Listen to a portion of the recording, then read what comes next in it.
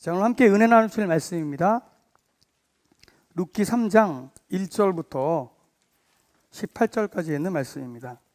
오늘도 함께 합독하며 주의 말씀을 우리 마음 가운데 새기길 원합니다. 앞에 스크린을 통해서 말씀이 띄어질 것입니다. 함께 천천히 우리에게 주신 말씀으로 생각하고 함께 읽어가며 내려가도록 하겠습니다. 자, 함께 했습니다. 시작.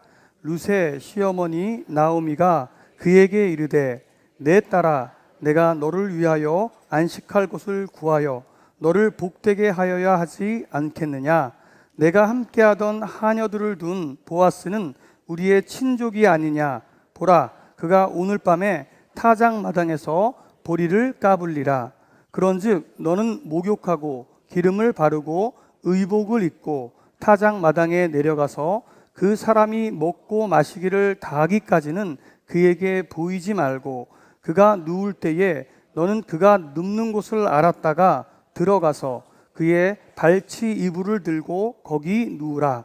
그가 내 할 일을 내게 알게 하리라 하니 룻이 시어머니에게 이르되 어머니의 말씀대로 내가 다 행하리이다 하니라.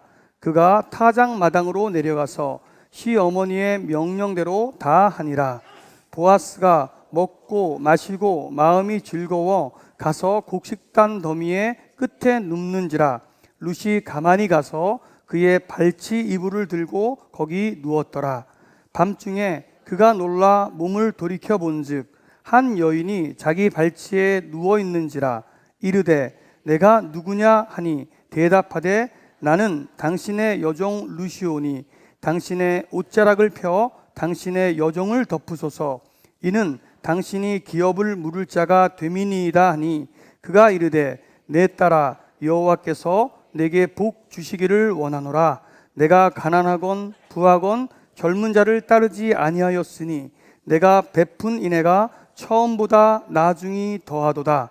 그리고 이제 내 딸아, 두려워하지 말라. 내가 내 말대로 내게 다 행하리라. 내가 현숙한 여자인 줄을 나의 성읍 백성이 다 아느니라. 참으로 나는 기업을 물을 자이니 기업 물을 자로서 나보다 더 가까운 사람이 있으니 이 밤에 여기서 머무르라. 아침에 그가 기업 물을 자의 책임을 내게 이행하려 하면 좋으니 그가 그 기업 물을 자의 책임을 행할 것이니라. 만일 그가 기업 물을 자의 책임을 내게 이행하기를 기뻐하지 아니하면 여호와께서 살아계심을 두고 맹세하노니 내가 기업 물을 자의 책임을 내게 이행하리라. 아침까지 누워 있을지니라 하는지라. 룻이 새벽까지 그의 발치에 누웠다가 사람이 서로 알아보기 어려울 때에 일어났으니 보아스가 말하기를 여인이 타작 마당에 들어온 것을 사람이 알지 못하여야 할 것이라 하였음이라. 보아스가 이르되 내 겉옷을 가져다가 그것을 펴서 잡으라 하매 그것을 펴서 잡으니 보리를 6번 되어 룻에게 지어주고 성읍으로 들어가니라. 룻이 시어머니에게 가니 그가 이르되 내 딸아 어떻게 되었느냐 하니 룻이 그 사람이 자기에게 행한 것을 다 알리고 이르되 그가 내게 이 보리를 6번 되어주며 이르기를 빈손으로 내 시어머니에게 가지 말라 하더이다 하니라. 이에 시어머니가 이르되 내 딸아 이 사건이 어떻게 될지 알기까지 앉아 있으라. 그 사람이 오늘 이 일을 성취하기 전에는 쉬지 아니하리라 하니라. 아멘.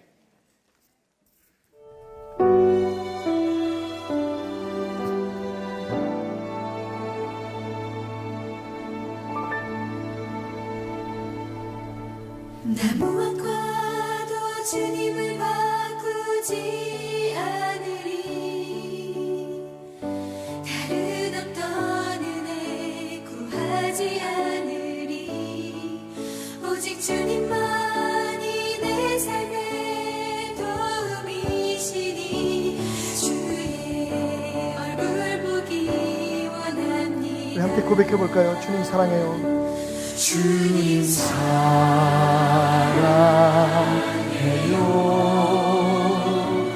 온 맘과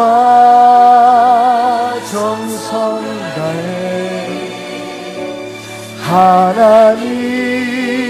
하나님의 친구 되기 원합니다. 친구 되기 원합니다.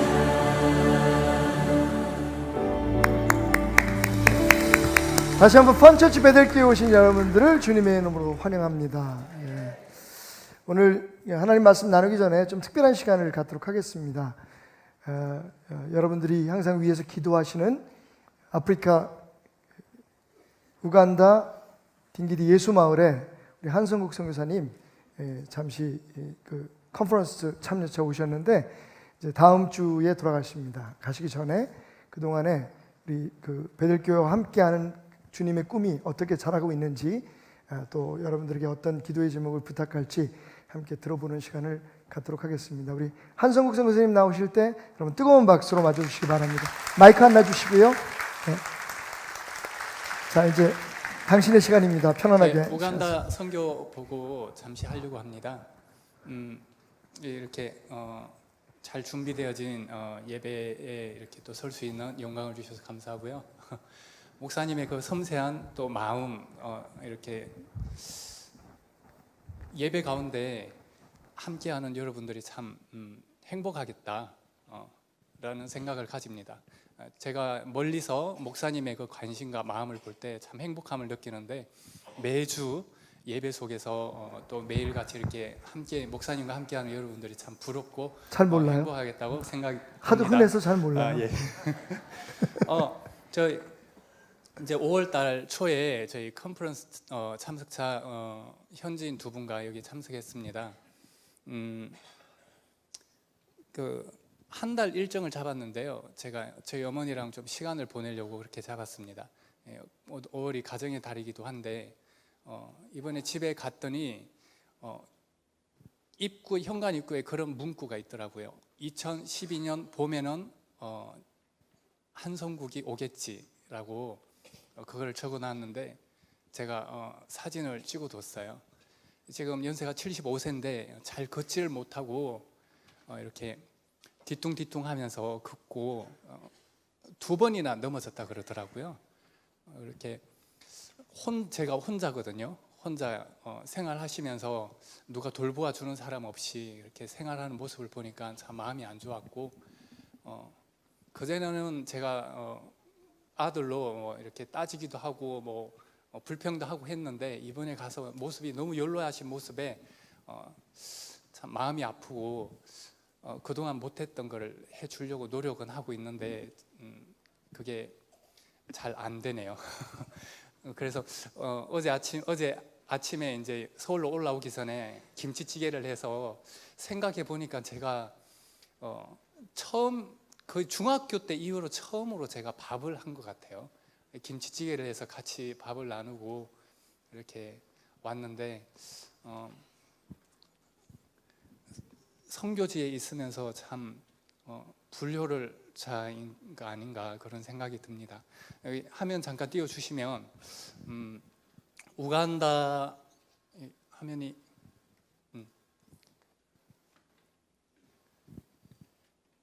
요한복음 1장 46절 나다나엘 이르되 나사렛에서 무슨 선한 것이 날 수 있느냐 빌립이 이르되 와서 보라 하니라. 저희가 아프리카 중에서도 완전 초원에 있거든요. 그게 가끔 세미나도 하고 목사님 이렇게 와서 집회하고 가면 주위에 초청을 합니다. 목회자들을. 그래서 그분들이 하는 얘기가 있어요. 딩기디에서 무슨 선한 것이 날 수 있느냐라고 합니다. 예수님이 나사렛에서 오셨잖아요. 하늘에서 권위 있는 모습으로 온 게 아니라 사람들을 섬기고 그 마음을 어루만져주고 위로해 주려고 인간의 모습으로 와서 십자가에 돌아가셨는데 저희가 있는 곳이 딩기디인데 그 아프리카 중심에 정말 힘든 곳에 있는 사람들조차도 그곳에서 무슨 선한 것이 날 수 있느냐 하고 캄팔라에 있는 사람들은 수도에 있는 사람들은 이곳에 오기를 두려워했었어요. 제가 2006년도에 처음 갔는데 내전이 있었기 때문에 여기가 정말 힘들고 어려운 곳이었어요. 저희 장인어른 돌아가신 김종석 목사님이 거기 동아프리카 UN 본부가 있는데 거기 가서 이곳에서 가장 가난한 곳이 어디냐 물어 찾아간 곳이 저희가 하는 선교지거든요. 지금은 도로도 놓이고 전기도 들어오고 아주 평안한 가운데 있는데 처음 갔을 때는 가장 가난하고 어려운 곳이었습니다. 예. 예수님도 그렇게 찾아가셨으니까 저희도 거기에 있는 것이 마땅한 것 같고 그렇게 믿고 순종하면서 있습니다. 제가 순종에 잠깐 출연한 적이 있는데요. 하나님께서 원하는 곳에 있으니까 하나님께서 많은 일들을 이루어가는 것 같아요. 제가 배운 것도 없고 가진 것도 없고 열심히 하는 일도 없지만 하나님께서 그곳에 지금 유치원, 초등학교, 중학교, 고등학교가 세워졌습니다. 이따 사진으로 보시겠지만 제가 있을 뿐인데 순종 마지막 부분에 제가 인터뷰를 한 게 있어요. 그 PD가 순종이 뭐라고 생각하느냐고 물었는데 제가 그렇게 대답했습니다. 하나님께서 원하는 곳에 내가 있는 것이 순종인 것 같다. 제가 거기에 있을 뿐인데 하나님께서 사람들을 붙여주고 SBS가 와서 또 미랄이 오고 많은 교회들이 연결되어서 지금 거기에 하는 일들이 있는데 그게 제가 거기에 있을 뿐인데 하나님께서 저를 통하여서 또 많은 사람들을 통하여서 이루어가는 것 같아요. 자, 이제 사진으로 한번 보도록 하겠습니다. 예. 우간다는 인구 4,400만인데요. 제가 처음 갔을 때 통계는 자료는 1,000 몇백만이었거든요. 그래서 지금 그 개수가 제대로 안 되어서 아직 후진국이고 그러니까 안 되어서 그랬을 수도 있고 지금 젊은이들이 되게 많아요. 4,400만 명인데 개신교는 11.1%입니다. 캐톨릭을 제외한. 예. 순수 개신교는 11.1%, 모슬렘이 계속해서 늘고 있어요. 13.1%입니다. 예, 이게 2018년 기준이고요. 그렇게 이 모슬렘들은 길가에다가 교회를 세우고 학교를 세우고 우물을 팝니다. 그렇게 해서 이제 전략을 세워서 들어오는데 개신교 선교사들은 지금 자꾸 나가고 있죠. 우간다는 이미 복음화 되었으니까 나가도 돼. 그래서 복음화 지금 비중이 처음 갔을 때보다 그 비율이 점점점 떨어지고 있어요. 예, 넘겨주세요. 저는 이제 중학교 때 하나님의 부름을 받았는데요. 조금 제가 원래 이 그대로 하자면 1시간이 넘어가더라고요. 목사님이 저한테 얼마나 할까요? 이렇게 물었는데 알아서 해 뭐 이렇게 말씀하셨는데 그 뜻이 알아서 해 뭐 이런 게 아니라 알아서 해 이렇게 그래서 짧게 말씀드리도록 할게요. 중학교 때 꿈속에서 이제 예수님께서 구름을 타고 와서 너는 사람을 낚는 어부가 될 것이다 라고 말씀하셨고, 고등학교 올라갈 때 구름을 타고 또 오셔서 아무 메시지가 없었지만 그 하나님의 사람이 돼야겠다라는 생각을 가지고 고등학교 때 오살리 기도원에서 기도하면서 하나님께서 기도 중에 아프리카 지도를 보여주셨어요. 그래서 거기에 아프리카에 내 영혼을 묻어라라는 그런 메시지를 듣고 이제 아프리카를 품고 있었습니다. 그리고 저희 목사님이 부흥사로 전국을 다니고 복음을 전하셨는데, 그렇게 헌금이 모이면 한 달에 한 번, 두 달에 한 번 빛을 내서라도 선교를 가고 선교지에 이제 교회를 짓고 신학교를 세우고 선교사님들을 후원하셨어요. 그런데 우간다를 가시더니 오지 않는 거예요. 그래서 이 아프리카 우간다를 갔다는 얘기를 듣고 하나님께서 저에게 저를 부르는 듯한 메시지가 들렸어요. 그래서 우간다를 가더니 오지 않는 거예요. 일주일이 지났는데 보통 뭐 며칠 일정으로 갔다가 오시는데, 그래서 궁금증이 생겼고 나도 가봐야겠다라는 마음을 가지고 슬리퍼를 끌고 케냐 에어웨이를 타고 갔어요. 스튜어디스가 제 그 평상시에 그런 모습을 보고 웃었어요. 그 아프리카 사람이 저를 보고 그 다 떨어진 슬리퍼를 신고 가는 모습을 보고 비웃듯이 웃는 모습이 되게 인상이 지금도 남아 있는데, 그렇게 찾아갔더니 저희 목사님이 그 현지 초가 소똥으로 지은 집에서 지내면서 선교 활동을 하고 계시더라고요. 그때부터 우리가 난민촌에서 생활을 했었습니다. 지금은 어느 정도 집이 지어졌지만 그때 당시에만 해도 초가집에 그리고 소똥을 바른 그런 집에서 생활을 했었어요. 그래서 저희 목사님이 아까 그 사진에 보면 거기 난민촌에서 생활을 하다가 이제 저런 초원에서 오늘부터 여기서 지낼 거라고, 아직 내전 중이고 반군들이 다니는데 그 가운데 들어갔는데 군인들이 같이 와서 우리를 지켜줬어요. 저기 보면 조그마한 초가집 있죠? 지푸라기로 지은, 갈대로 지은 집. 저기서 지내면서 우리가 지냈던, 우리 청년들이 지냈던, 목사님이 지냈던 그 집이 저 뒤에 보면 또 기초를 파놓은 데가 있어요. 그 집이 거기에 세워졌어요. 그 군인들이 우리를 지켜줬고, 목사님이 이제 저런 모토로 하나님을 영화롭게 인류를 행복하게, 이게 시편에 나오는 말씀인데 그거를 모토로 항상 말씀하셨기 때문에 저희 선교의 모토로 잡았습니다. 하나님을 영화롭게 인류를 행복하게, 이 모토로 우리가 선교 지혜했고 그렇게 살아가고 있습니다. 네, 다음 넘겨주시고요. 그래서 목사님이 2009년도에 돌아가셨어요. 3월 달에. 그리고 제가 이제 2009년 4월 달에 한 달 후에 이제 우간다로 들어갔고, 물론 2006년 처음에 이제 같이 조인해서 선교를 하다가 저는 한국에 들어왔습니다. 선교지에 돈이 좀 필요할 것 같아서 핸드폰 가게를 열었어요.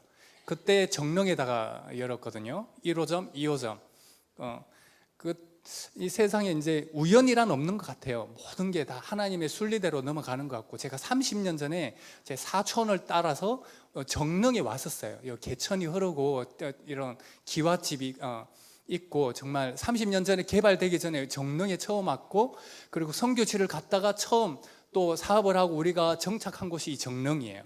그러다가 이제 저기 다음 주에 안수받는 황전도사님이 여기 핸드폰 가게를 인수받고 이 교회를 출석하게 되고, 제가 이 교회에서 파송을 받게 되었습니다.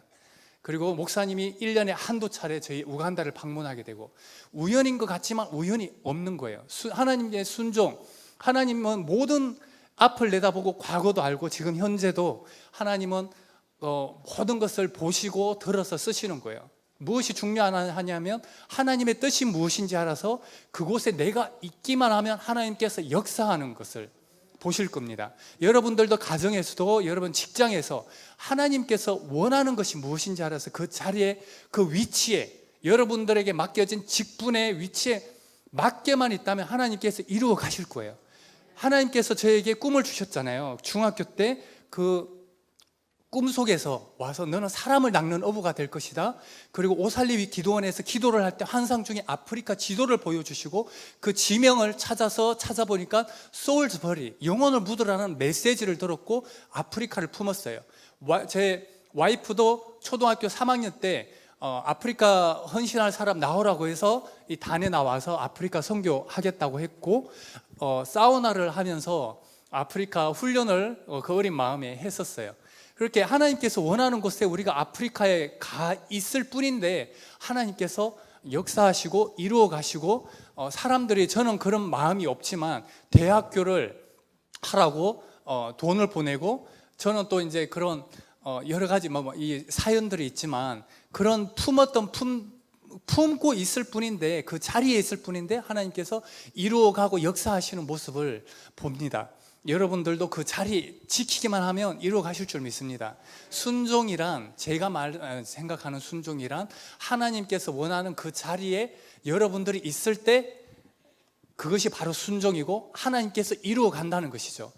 모세가 40년 동안 왕궁에서 훈련받고, 훈련이라기보단 자라나고 교육을 받았죠. 40년 동안 그것이 아무것도 아니라는 것을 깨닫게 하시고 맷돌에 갈듯이 갈아버렸잖아요. 그래서 하나님께서 40년간 쓰려고 80살에 부를 때, 하나님 저는 할 수 없어요, 아무것도 아니에요, 다 내려놓고 겸손해질 때 드디어 준비되었다, 들어서 쓰시잖아요. 내가 할 수 없을 때, 가진 것이 없다고 생각될 때, 정말 가진 게 없고 지식이 없을 때 하나님께서는 그 사람을 들어서 쓰시고 하나님의 역사를 이루어가는 줄로 믿습니다. 그걸 순종하는 사람, 순종이 바로 그런 것이 아닌가 싶습니다. 2009년도 4월 달에 제가 왔고, 저희 가족들은 2009년도 8월 달에 왔습니다. 그때 사랑이 첫째 애가 8살, 초등학교 1학년 마쳤을 때고, 둘째 요한이가 8개월 때였어요. 그렇게 자라면서 맨발로 다니고 아무 데서나 변을 두고 겨울 이제 한국에 한 두세 번 정도 왔어요. 지금까지. 그때마다 겨울철에 왔는데 겨울철에 맨발로 그냥 밖을 막 뛰어다니니까, 한국 교회에 방문하면 한 2주 정도 방문하는데, 한국 교회 방문할 때마다 맨발로 막 돌아다니는 모습에 사람들이 이제 막 기워하기도 하는데, 아무튼 그렇게 8개월들 갔습니다. 그리고 저기 보이는 막내 지혜는 우간다에서 태어났습니다. 2008년도에. 그리고 이제 지금 오토바이를 타고 이제 다니는 모습인데요. 한 오토바이에 저렇게 5명이 타고 다닙니다. 예, 그래서 김혜수도 선교사님, 그리고 김은혜, 한사랑, 한요한, 한지혜, 그리고 저 한성구까지 이렇게 우간다에 있습니다. 예, 넘겨주세요. 그러니까 이제 교회 건축 사역을 하고 있어요. 쟁가리 일빛교회는 저희 목사님이 저 교회를 짓고 이제 얼마 안 돼서 돌아가셨죠. 그리고 지금까지 한 20개 정도 교회를 지었습니다. 저희 목사님 이제 그 돌아가시고 추모 예배 때 피종진 목사님이 예배를 하시면서 우리도 교회도 이제 그 교회를 하나 지어야겠다 해서 지었는데, 그 교회가 부흥을 해서 스스로 유치원, 초등학교도 하고 이제 중학교는 아직 하지 않았지만 정말 많이 부흥이 되었어요, 그 교회가. 그리고 최근에 또 교회를 하나 지었는데 그 교회가 정말 또 시골 교회 아주 잘 지어졌어요. 이제 좀 기술이 늘어가지고 아름답게 지어졌고, 그 피종기 목사님의 가정에서도 교회를 하나 지어야겠다고 지금 얘기를 하셨는데 아직 짓지는 않았어요. 그렇게 교회 건축 사역을 하고 있습니다. 네, 넘겨주세요. 그리고 우물 또 넘겨주세요. 우물 파기 사역을 하는데, 이 우물 파는 것 그리고 건축 사역은 김혜스더 선교사님이 사역하고 있고, 굴로 매일같이 나가서 물건을 사서 건축 자재 나르고 사람들 관리하고 제일 스트레스 받는 일이 이건데 김혜스더 선교사님이 감당하고 있습니다. 네, 넘겨주세요. 그리고 또 넘겨주세요. 이제 교회 개척 사역을 하는데, 이제 교회, 저희 이게 딩기드 교회고요. 목사님이 오시면 항상 집회를 하는 곳입니다. 그리고 중학교에도, 베델 교회도 교회가 있고, 한 3군데가 직영으로 같이 이제 이렇게 교회를 개척해서 하고 있습니다. 그리고 이제 교회 그냥 지어주면 끝이고, 예. 그리고 이제 기존에 베델 교회에서도 후원했었죠. 파스타 시다랑 사이몬이랑 밀턴, 총 5명의 파스타가 이제 전도를 하기 전에, 나가기 전에 찍은 사진이에요. 이 분들은 이제 개척을 해서 나갔고요. 각자 받은 달란트대로 음악적으로 뭐 교회 개척을 해서 파스타로, 오른쪽에 있는 친구는 좀 불구인데 다리를 좀 절고 좀 힘들어하는 친구예요. 근데 그 신유의 은사가 있어서 뭐 기도를 하면 넘어지고 막 이렇게 뭐 나았다 뭐 그런 얘기를 많이 들어요. 아주 능력이 있어요. 그리고 이 2명은 이제 우리 교사 중에서 훈련을 시켜가지고 지금 파스타로 하고 있고, 한 명은 베델 중학교의 교장이고, 한 명은 초등학교 교사이자 우리 딩기드 교회 이제 파스타예요. 5월 초에 같이 와서 선교 훈련 받고 갔습니다. 같이 비전을 나누고 우리 중학교, 초등학교에서 졸업한 아이들을 대상으로 100명의 선교사를 보내자라고 같이 합의를 보고 돌아갔습니다. 다음 사진. 여기 이제 베델 교회에서 양복 맞추어져 가지고 태어나서 처음으로 새 옷을 입었어요. 이 가격을 보고는 이 옷이면 우간다 가면은 한 몇십 불에 옷을 살 수가 있는데 그런 점점점 얘기를 하고 갔어요. 정말 좋아하고 안경도 맞추고 옷도 맞추고 정말 태어나서 처음으로 새 옷을 입고 돌아갔습니다. 너무 좋아했고 행복해했습니다. 예. 그리고 이제 이 아픈 아이들 같이 생활하면서 도와주고 있고요. 넘겨주세요. 그리고 저 만나 프로젝트라고 이제 또 워낙 없는 곳이기 때문에 뒤로 넘어가시면 이렇게 옥수수 가루 뒤로 넘겨주시면 옥수수 가루라든지 여러 가지 도움을 주고 있습니다. 그냥 여기 두세요. 그리고 이제 여기가 초등학교고요. 초등학교에 교직원이 한 40명 정도 되고요. 아이들이 450명입니다. 여기는 이제 미랄과 개인 후원과 개인 교회들, 그리고 병원에서 후원을 해서 학교가 운영 중이고요. 다음 넘겨주세요. 네, 넘겨주세요. 그리고 이제 베델 중학교, 여기는 교사와 직원들 전체 합쳐서 한 20-30명 정도 되는데요. 여기는 베델 교회에서 전적으로 운영 중에 있고요. 이 베델 교회가 이제 80세 드신 목사님이 우리 선교지에 가끔씩 방문하셨어요. 1년에 한두 차례로 오셨어요. 80세가 넘으셨는데 그렇게 오시면, 예전에 재봉틀을 팔던 분이시거든요. 그래서 우리 아이들이 옷이 한 벌, 2벌밖에 없어요. 우리가 교복을 주면 그 옷이 유일한 옷이 돼요. 근데 이게 다 떨어지니까 오면은 그거를 꾸며주고 가세요. 한 주간, 두 주간, 보름 일정을 잡고 와서 꾸며주고 가셨는데 그분이 땅을 사놓으셨어요. 제가 이제 기술학교 하고 싶고 중고등학교를 하고 싶고 그런 비전을 나누니까 이분이 땅을 사주시고 있었는데 그게 SBS가 또 연결이 되어서 SBS가 이제 3억이라는 돈을 보내서 또 건물을 짓고 그리고 이 베델 교회에서 또 운영을 하면서 학생들이 이제 도움을 받고 공부를 하고 있어요. 그 학생들을 받으면 이제 막 엄청 받을 수는 있지만 우리는 좀 특화된 그 학생들만 받기 위해서 1등급, 2등급만 받아서 훈련을 시키고 있습니다. 아이들이 이제 아침, 점심, 저녁으로 신앙 훈련을 받고 100% 기숙학교를 하고 있어요. 그래서 이 아이들이 불과 몇 개월만 우리랑 같이 지냈지만 집에 돌아가면 부모들이 변화된 아이들의 모습을 보고 너무 감사하는 거예요. 우리 아이가 이렇지 않았는데 어떻게 이렇게 되었냐고. 성품이 바뀌고 생활이 바뀌고 말하는 게 달라지고 있습니다. 그렇게 훈련을 받아서 100명의 선교사를 보내고자 기도 중에 있습니다. 그렇게 베델교회에서 이제 후원을 받은 아이들이 성장하고 있고요. 교육 인프라, 교육 지원, 신체 발달, 세상적으로도 딸리지 않고 또 신앙적으로도 훈련을 시키고 있어요. 예, 넘겨주세요. 그리고 이제 교사 교육, 어린이 전도협회 가서 교사 훈련을 하는데 여기 갔다 오면 교수법이나 말하는 게 눈빛이 달라지는 모습을 봅니다. 또 넘겨주세요. 그리고 부모 교육도 부모들을 불러서 이제 교육을 시키고 있고요. 네. 그리고 이제 재봉 교육. 목사님과 설동욱 목사님이 방문하셨을 때 설동욱 목사님이 재봉 그 기술학교 재봉 교육을 시작하자고 해서 지금 그 매트리얼 사는 거랑 그리고 교사 월급들 그런 걸 지원해 주셔서 작게나마 기술학교를 시작하고 있습니다. 예. 그리고 미술 교육도 하고 또 넘겨주세요. 그리고 이제 이건 베델 교회에 이제 청년이 와서 컴퓨터도 가르치고 그리고 현장 학습도 하고 태권도 교육 이제 200km를 달려서 선교사님이 일주일에 한 번 교육을 하고 있어요. 200km를 달려옵니다. 차가 고장나서 중간에 서기도 하고 근데 자비량으로 돈을 들여서 태권도 교육을 하고 그리고 이렇게 이 학교에서 가르치고 있습니다. 예, 넘겨주세요. 그리고 라이온 프로젝트라고 SBS에서 또 지원을 해줘요. 그래서 전통춤, 여기 있는 유니폼들, 악기들, 그리고 교사들, 간식들 이거 다 SBS에서 지원해 주는 거예요. 그래서 이 아이들의 이제 언젠가 한번 또 초청할 것 같아요. 그때 아까 지난주에 심포니 와서 이제 공연도 했다는데 우리 아이들 오면 여기서 공연하면 참 멋있겠다 여기서 생각을 했는데 공연하는 거 언젠가는 있을 줄 믿습니다. 기도해 주시고 예, 넘겨주세요. 이렇게 태권도 아까 전에 배워서 근데 이제 그 태권도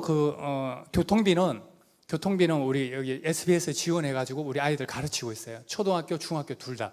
예. 그리고 우리 교사들 전통 이제 악기도 이렇게 다루고요. 이제 말씀 외워서 또 공연도 하고. 네. 넘겨주세요. 예. 이렇게 우리가 선교지에서 학교를 중심으로 교회를 개척을 하고. 목회자 훈련을 하고 같이 선교의 비전을 품고 현지 동력자들과 함께 나아가고 있습니다. 기도 제목이 우간다 북부 수단 국경까지 100개 교회 건축. 이거 에스더 선교사님의 기도 제목이에요. 예. 그리고 미전도 지역에 100명의 선교사 파송.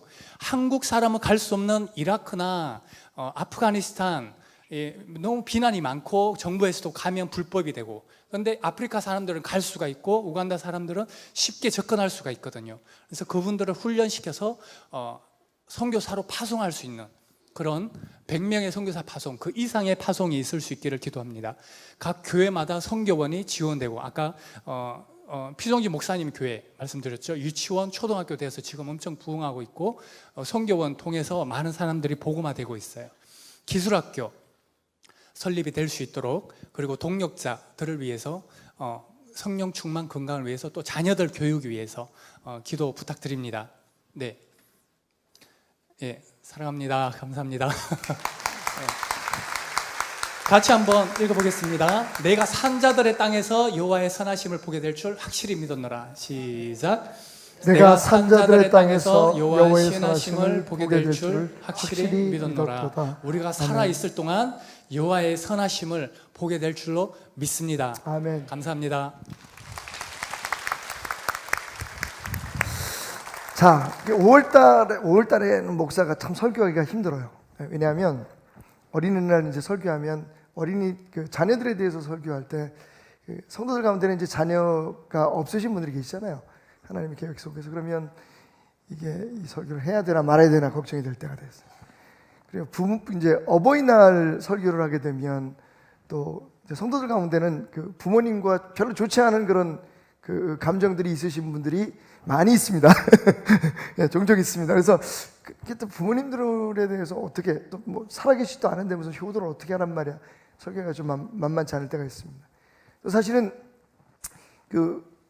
우리 교회에서는 지키지 않지만 이 부부의 날이라고 또 부부주의를 지키는 교회들도 있는데 뭐 그런 경우 여러분 아시다시피 또 혼자 사시는 분들 계시기 때문에 이 5월달에는 설교의 포인트를 잡기가 굉장히 어렵습니다. 하지만 다 하나님의 말씀 가운데 우리에게 주시는 행복을 위한 그런 여러 가지 하나님의 말씀이기 때문에 용기를 가지고 또 가능한 모든 분들이 들을 때에 신앙적으로도 좀 이렇게 은혜가 될 수 있도록 이렇게 설교를 준비하곤 합니다. 근데 특별히 이번 5월달이 더 힘들었던 게 뭐냐면 제가 밑도 끝도 없이 성도들의 요청에 따라서 룻기 설교를 시작했단 말이에요. 룻기 1장을 해놓고 한 2주를 딴 설교하고 2장 해놓고 또 2주를 딴 설교하고 오늘 마침내 다시 3장에 돌아왔는데 걱정되는 건 다음 주가 우리 교회 창립기념일입니다. 그래서 또 어쨌든 어떻게 보면 또 하나님의 은혜일 수도 있어요. 그러니까 룻기 1장, 2장, 3장 이렇게 시간을 두고 좀 더 깊이 묵상하시라고 하나님께서 우리에게 주신 기회라고 생각하고 오늘 다시 룻기로 돌아와서 룻기 3장 여러분과 함께 잠깐 나누려고 합니다. 오늘 이런 그림 한 장과 함께 시작해 볼까요? 여러분 잘 아시는 그림이죠. 한번 좀 보셨죠? 예, 성북구에는 간송미술관이라고 있습니다. 거기에 지금 소장되어 있는 그림인데 민화입니다. 누구의 그림일까요? 김홍도. 예, 왜 그렇게 생각하셨습니까? 아는 사람이 그 사람밖에 없는 거지 뭐. 그죠? 조선시대의 그 민화 화가로서 유명한 사람 하면 김홍도, 그죠? 김홍도 화백이 가장 유명하고 그걸 알리고 그다음에 신윤복이라고 여러분 미인도를 그렸던 신윤복을 아시죠? 예. 근데 세 번째 3대 조선시대의 민화 화가 하면 이분을 빼놓을 수가 없습니다. 사실 이 그림은 어디를 봐도 김홍도 그림 같은데 사실은 많은 비평가들에 의해서 김홍도의 그림을 뛰어넘은 그림이다라고 얘기를 하는 그림입니다. 이게 파적도라고, 그러니까 정막을 깼다라고 해서 파적도라고 하는 이름을 붙이기도 했고, 그다음에 야묘도수라고, 들고양이가 병아리를 물고 도망간다. 그래서 야묘도수라고 하는 이름을 붙이기도 했던 이 그림은 사실은 김득신 화백의 그림입니다. 잘 못 들어보셨죠? 뭐 그거 알아서 구원받는 것도 아니고 뭐 별로 중요하지 않은 얘기인데, 근데 이 김득신 화백이 사실은 조금 어떻게 보면 저평가된 화백이 7대째 화가 집안입니다. 사실은 여러분 옛날에 왕의 용상, 왕의 얼굴을 그릴 수 있는 그런 자격을 가진 화백이라면 당대의 짱이잖아요, 그죠? 근데 이 김득신 화백이 김홍도도 아니고, 신은복도 아니고, 이 김득신 화백이 왕의 얼굴을 그릴 수 있는 그런 권한을 가질 만큼 유명한 화백이었습니다. 화풍이 달라가지고 김홍도나 신은복하고는 조금 이렇게 비교 대상이 되지 않지만 많은 그림 속에, 그러니까 김홍도의 그림 속에 가끔 이 그림이 들어가 있어요. 사람들이 이런 분위기나 화풍을 보면 김홍도의 그림 같다. 아까 말씀하신 것처럼 제가 아까 농담으로 말씀드렸지만 어쨌든 그래서 김홍도의 그림이 아닌가라고 이야기를 합니다. 자, 제가 왜 오늘 이 그림을 띄었을까요? 하나님의 말씀을 우리가 공부하고 이해하는데 이 그림이 좀 도움이 될 것 같아요. 자, 여기 보면 어느 봄날, 그죠? 어느 봄날 이 한가로이 주인 양반은 자리를 짜고 있고, 돗자리죠. 멍석을 짜는 이 자리틀입니다. 지금 넘어져 있어요. 막 난리가 난 거죠, 집안에. 하고 있다가 갑자기 보니까 고양이 한 마리가 이 마당에서 놀고는 병아리 한 마리를 물고 도망가는 거예요. 예. 근데 이 고양이의 이 표정을 한번 보십시오. 슬쩍 곤망대를 가지고 자기를 때리려고 하는 그 주인을 슬쩍 쳐다보면서 비웃듯이 도망가는 이 고양이 모습이 굉장히 해학적이고요. 그러니까 그 고양이를 이렇게 잡으려고 잡지는 못하지만 하여튼 화가 나가지고 때리려고 곤망대를 내밀었지만 그 곤망대는 닿지 않고 이 주인 양반은 거의 공중에 이렇게 떠 있듯이, 그죠? 급하게 몸을 날리고 있습니다. 그 모습을 보고 있던 이제 주인 그 아주머니가 남편이 걱정돼가지고 아이고 여보 왜 그래요? 그러면서 뒤에서 붙들려고 하고 있고, 이 암탉은 자기 새끼를 빼앗겨서 막 화가 나가지고 달려가고, 병아리 한 마리는 놀라서 뒤집어져 있고, 이런 그림. 여기는 도망가는 병아리들 보이시죠? 얘네들은 의리가 없는 것들이고, 얘는 좀 간이 작은 병아리고, 그죠? 그래서 엄마만 그냥. 그러니까 요 그림 하나에 굉장히 많은 것들이 표현되어 있습니다. 그런데 여러분, 이 그림에 자기 자신을 어디에다가 대입시키느냐에 따라서, 그러니까 어떤 관점에 자기 자신을 두느냐에 따라서 이 그림을 이야기를 만든다면 굉장히 다른 이야기가 나올 것 같아요. 그죠? 한번 여러분 생각해 보시죠. 오늘 여러분의 삶에 여러분의 모습을 보면 이 그림 중에 어디에 속해 있을 것 같아요? 요거요? 고양이를 물고 도망가는 병아리? 병아리를 물고 도망가는 고양이일까요? 아니면 고양이 입에 물린 소위 재수 없는 병아리일까요? 아니면 물려가는 병아리를 안타깝게 바라보면서 화를 내는 이 주인의 모습일까요? 그러니까 사실 우리가 이 그림 가운데 어디에 내 모습을 투사시키느냐에 따라서 이 이야기에 대한 우리의 이해는 달라질 수 있습니다. 하나님의 말씀도 마찬가지입니다. 하나님의 말씀을 우리가 이해할 때, 그죠?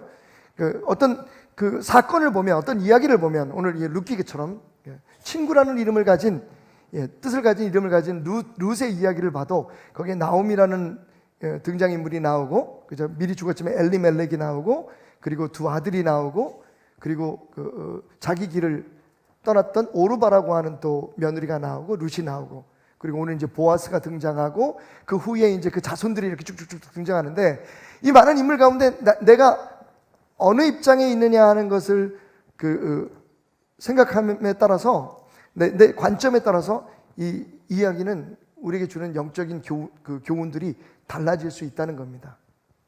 근데 오늘 이 말씀 속에서 저는 오늘 우리를 룻의 자리에 한번 두고, 그리고 그 룻에게 헤세드, 은혜를 베풀었던 이 보아스를 예수님의 관점에 두고 우리가 이 이야기를 한번 읽어본다면, 이야기는 단순한 그냥 스캔들, 당대 가장 유명했던 스캔들 혹은 어떤 사랑의 이야기가 아니라 그보다 더 깊은 영적인 의미가 있다는 것을 우리가 생각해 볼 수 있습니다. 룻기 3장에 나타난 우리의 이야기, 지금부터 시작해 보려고 합니다. 고대 이스라엘에는 여러분 잘 아시는 고엘, 한번 따라 볼까요? 고엘이라는 제도가 있었습니다. 원래 이 고엘이라고 하는 그 명사는 무엇을 무르다, 그러니까 대신 갚아주다라고 하는 그런 그 동사에서 온 단어입니다. 그래서 레위기에 보면 기업을 물을 자라고 하는 단어가 나오는, 그런 말이 나오는데, 그러니까 이 고엘이라고 하는 말은 하나님께서 허락하신 그 기업, 어떤 가문의 기업을 영구히 보존하고, 그리고 혈족을 유지하고, 어려운 일을 당한 그 친족들을 보호해주는 일종의 사회보장제도로서의 그런 역할을 했던 제도였습니다. 내용을 여러분들이 다 아시니까 간단하게 설명하면, 어떤 가정이 어려움을 겪잖아요. 빚을 너무 심하게 졌는데 그것을 갚을 그런 능력이 없다.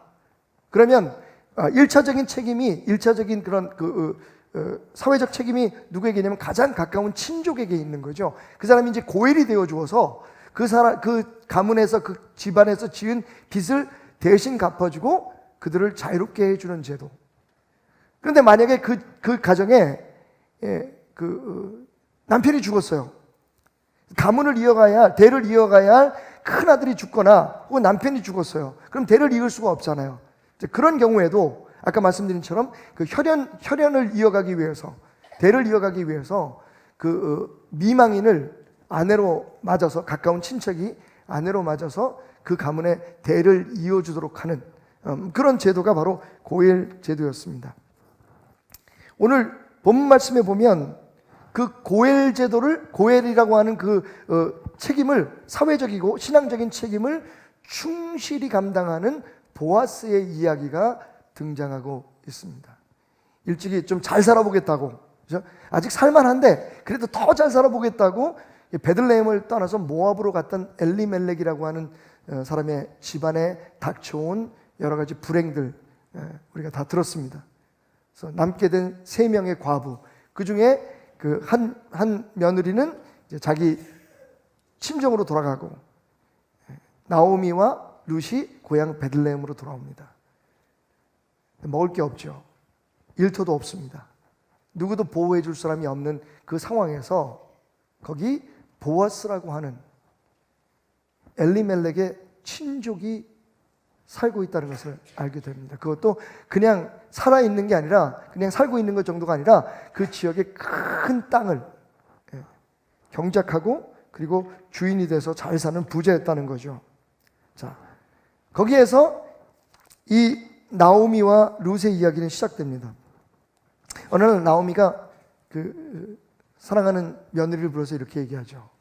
야, 이제 때가 된 것 같다. 언제까지 우리 둘이 이렇게 살겠니? 네가 날 위해서 남의 밭에 가서 떨어진 이삭을 줘서 이 시어미를 이렇게 극진히 모시는 건 너무 고맙지만 나도 너에게 뭔가를 해줘야 된다. 너는 젊지 않니? 그래서 가만히 내가 기도하면서 생각해 보니 네가 왜 그 은혜를 입었다는 보아스라고 하는 그 사람 기억하냐? 네, 어머니. 오늘 이제 마지막 추수가 있어서 그가 배불리 먹고 포도주에 취해서 굉장히 기분이 좋을 건데 그가 잠자리에 들거든 그의 이불 밑, 발밑에 이불을 들고 들어가서 너 그 자리에 누워라. 야, 진짜 이게 무슨 그 영화 같은 이야기죠, 그죠? 그러면 뭐라고 얘기하냐면 그 보아스가 너에게 어떻게 할지를 알려줄 거다. 여러분, 이게 그냥 표현으로 보면 굉장히 점잖은 말이지만 무슨 얘기인지 여러분 아시죠? 에? 몰라요? 에이. 그러니까 사실은 생각해 보세요, 여러분. 좀 나이 지긋한 남자가, 그것도 굉장히 부유하고 그리고 아주 심성이 착한 그런 신앙 좋은 남자가 있습니다. 근데 지금 이 젊은 그 룻이 여인이 모함 여인이지만 아마 까마잡잡하고 아마 아담하고 예뻤을 것 같아요. 왜냐하면 그 전장에 보면 그 보아스가 이 룻을 바라보는 눈빛이 조금 예상치 않다, 심상치 않았다는 것을 우리가 느낄 수 있었잖아요. 근데 그 여인이 자기 이불 속으로 들어옵니다. 무슨 뜻인지 모를 리는 없겠죠. 그 다음부터는 어떻게 하라고요? 시어머니가 어떤 코치를 하냐면 그 다음부터 남자가 알아서 할 거야. 그러니까 너는 그냥 그 남자가 원하는 대로, 보아스가 원하는 대로 그냥 따라가라. 그러면 아마 보아스가 우리 가문, 우리 가정의 그 고엘이 돼서 모든 것을 다 책임져 줄 거다. 룻이 보아스의 이불을, 발치 앞 이불을 들고 그 밑에 눕습니다. 그 다음의 이야기들이 굉장히 좀 따뜻하기도 하고 그리고 좀 짜릿하기도 한 그런 이야기로 이제 진행이 되는데, 근데 이 보아스가 진짜 멋있는 남자예요, 그죠? 자다가 일어나 보니까 깜짝 놀랐어요. 젊은 여자가 누워 있는 거야. 근데 옷을 입었다 벗었다는 얘기하지 않겠습니다. 그건 전 잘 몰라요. 어쨌든 그 자리에 누웠던 이유는 분명합니다, 그죠? 그게 어떤 이유이든 간에 이 보아스를 유혹하려고 했다는 것에 대해서 뭐 우리가 숨길 필요는 없을 것 같아요, 그죠? 근데 이 보아스가 그 젊은 룻이 누워 있는 모습을 보면서 그녀를 새벽까지 거기 그냥 누워 있게 하고 머물러 있게 하다가 새벽녘에 아무도 눈을 뜨지 않은 그 새벽에 집으로 돌려보냅니다. 그러니까 그날 밤에 아무 일도 없었던 거죠, 사실은. 사실 아무 일도 없었던 건 아닙니다. 서로의 마음을 주고받았죠. 보아스가 그렇지 않아도 눈여겨보던, 그죠? 모압 여인임에도 불구하고 낯설고 물설은 이 베들레헴까지 시어머니를 따라와서, 사실 그런 의무도 없어요. 그럴 책임도 없습니다만 자기 시어머니를 위해서 그렇게 아침부터 저녁까지 밥 먹는 시간을 제외하고는 열심히 일하는 그녀에 대한 그 관심을 지금 보아스가 이제 확실하게 사랑으로 바꾸는 순간이죠. 내가 네 얘기를 잘 들었다. 나뿐만 아니라 주변 모든 사람이 넌 정말 참 착한 여자라고 얘기한다. 그런데 모든 건 절차가 있으니 남자가 좀 이래야지. 예? 예? 남자가 좀 이래야지. 예. 다 절차가 있으니, 그래서 내가 보니까 나보다 너희 집안에 더 가까운 친족이 있더라. 이 얘기는 뭐예요, 여러분? 검색 다 해본 거지. 예? 뒤쳐서 다 해본 거지. 그러니까 보아스는 이미 룻에 대한 나름대로의 계획과 생각이 있었던 것이죠. 아니 갑자기, 그죠? 갑자기 자다가 벌떡 일어나서 보니까 옆에 여자가 누워 있어요. 야, 너 누구냐? 뭐 이런 얘기도 없이 룻이구나. 잘 왔어. 사실 내게 계획이 있단다. 내가 너희 집안에 고엘이 되고 너를 내 아내로 삼고 싶은데, 그런데 절차상 나보다 더 가까운 고엘이 되어줄 사람이 있으니 내일 아침 날이 밝거든 내가 그 사람에 가서 먼저 이야기하겠다. 그래서 그 사람이 만약에 그 일을 감당한다고 한다면 나로서도 어쩔 수 없겠지만, 만약에 그 사람이 아니라면 내가 너를 내 아내로 삼고 너희 집안의 모든 그 어려운 것들을 해결해 주마. 여러분, 다시 말씀드리지만 이 이야기는 예수님과 사랑에 빠진 우리들의 이야기입니다.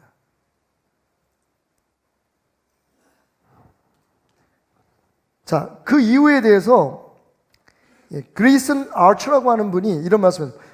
보아스가 그리스도의 모형인 이유, 우리의 고엘이 되신 그리스도의 모형인 이유는 다음과 같다. 네 가지를 얘기했는데 그 책에서, 첫째, 고엘은 반드시 혈족이어야 한다. 여러분, 이 고엘이라고 하는 신성하고 아름다운 제도의 첫 번째 조건은 뭐냐면요, 친족이어야 합니다. 혈족이어야 돼요. 아무나 내가 그 집 책임져 줄게. 그 가문이 불쌍하니까 내가 그 가문의 후견인이 되어 줄게. 이렇게 얘기할 수 있는 게 아니에요. 보아스도 이야기하듯이 거기에는 다 절차가 있고 거기에는 다 순서가 있는데 가장 중요한 조건이 뭐냐 하면 혈족이어야 돼요. 자, 그런데 보십시오. 로마서 8장 29절, 히브리서 1장 6절 연이어서 읽겠습니다. 하나님이 미리 아신 자들을 또한 그 아들의 형상을 본받게 하기 위하여 미리 정하였으니 이는 그로 많은 형제 중에서 맏아들이 되게 하려 하심이니라. 아멘. 예수님을 뭐라고 말씀하고 계시죠? 맏아들이라고 얘기하고 있죠. 맏아들이라고 하는 것은, 그죠?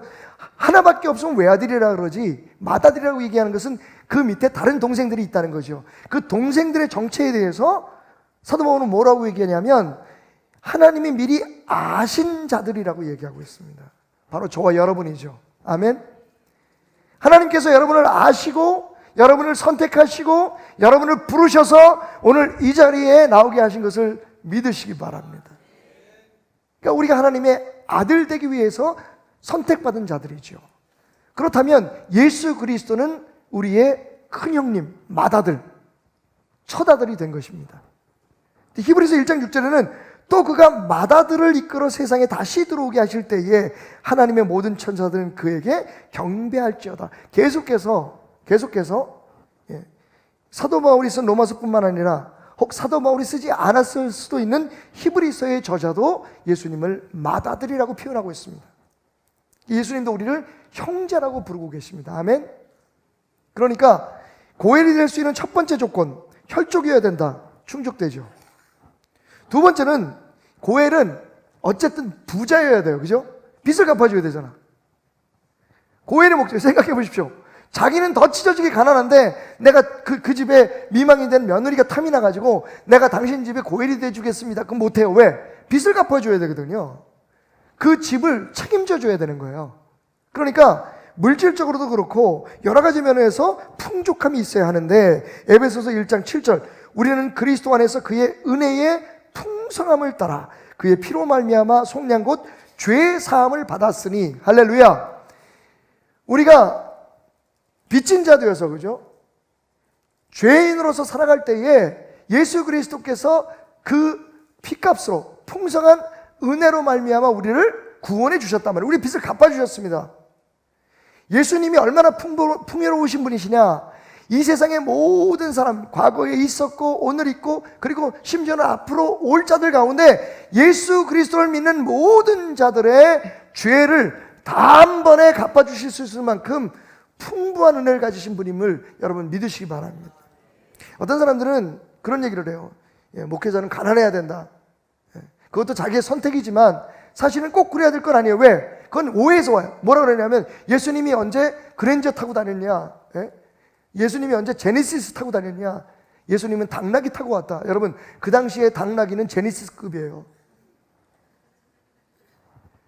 예수님은 가난하게 살았다. 집도 없었다. 여러분, 예수님이 집이 없어서 없었을까요? 아니면 집이 필요하지 않으셔서 집을 사지 않으셨을까요? 아니, 물로 포도주를 만들어서 예수님께서 양조장 주인을 했어도 대박이다. 요즘 불타는 태양이라는 그런 사건 때문에 그 어려움을 겪고 있는 한 그 가수가, 이미지였던 가수가 우리나라 아주 그 굴지의 막걸리집 손주라 그래가지고 굉장히 그 이름이 알려졌었잖아요. 근데 여러분, 이 막걸리 장사만 해도 여러분 알다시피 정주영 씨도 처음에는 막걸리 장사로 시작해서 현대라는 대기업을 이루지 않았습니까? 사실은 굉장히 좀 신성모독적인 표현이라고 생각할 수도 있지만 예수님이 제일 먼저 행하신 기적은 물로 포도주를 만들었어요. 아무리 막걸리 양조 그 업의 귀재라고 할지라도, 그죠? 막걸리 만들면 쌀을 만들든지 뭐가 있든지 뭐가 있어야 되잖아. 예수님은 그냥 맹물 가지고, 물만 가지고도 포도주를 만들 수 있어요. 예수님이 여러분 가난하다고요? 물고기 2마리 보리떡 5개 2만 명을 먹였어요. 아마 식품 유통업을 했어도 대박이셨을걸요? 그죠? 남에게 만들어 놓은 걸 이렇게 갖다 주는 게 아니라 직접 만드셔서 유통하실 수 있을 만큼의 능력이 있으신 분이니까. 게다가 죽은 사람 살려, 병든 자 고쳐.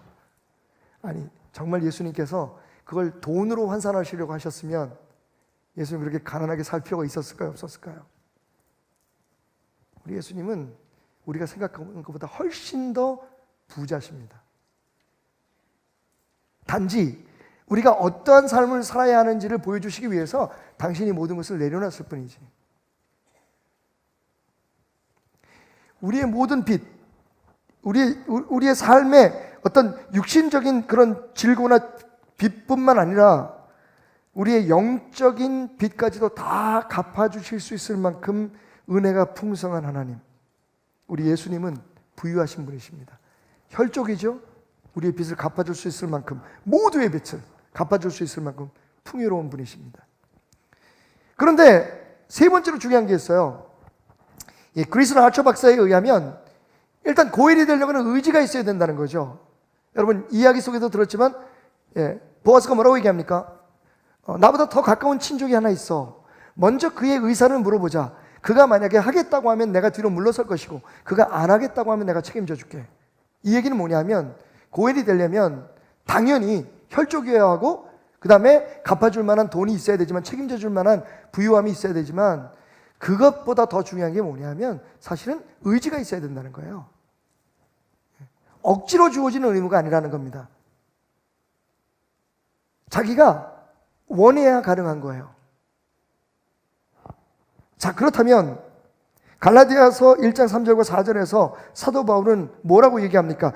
우리 하나님 아버지와 주 예수 그리스도로부터 은혜와 평강이 있기를 원하노라 라고 축복하면서 그리스도께서 하나님 곧 우리 아버지의 뜻을 따라 이 악한 세대에서 우리를 건지시려고 우리 죄를 대속하기 위하여 자기 몸을 주셨다라고 얘기합니다. 할렐루야.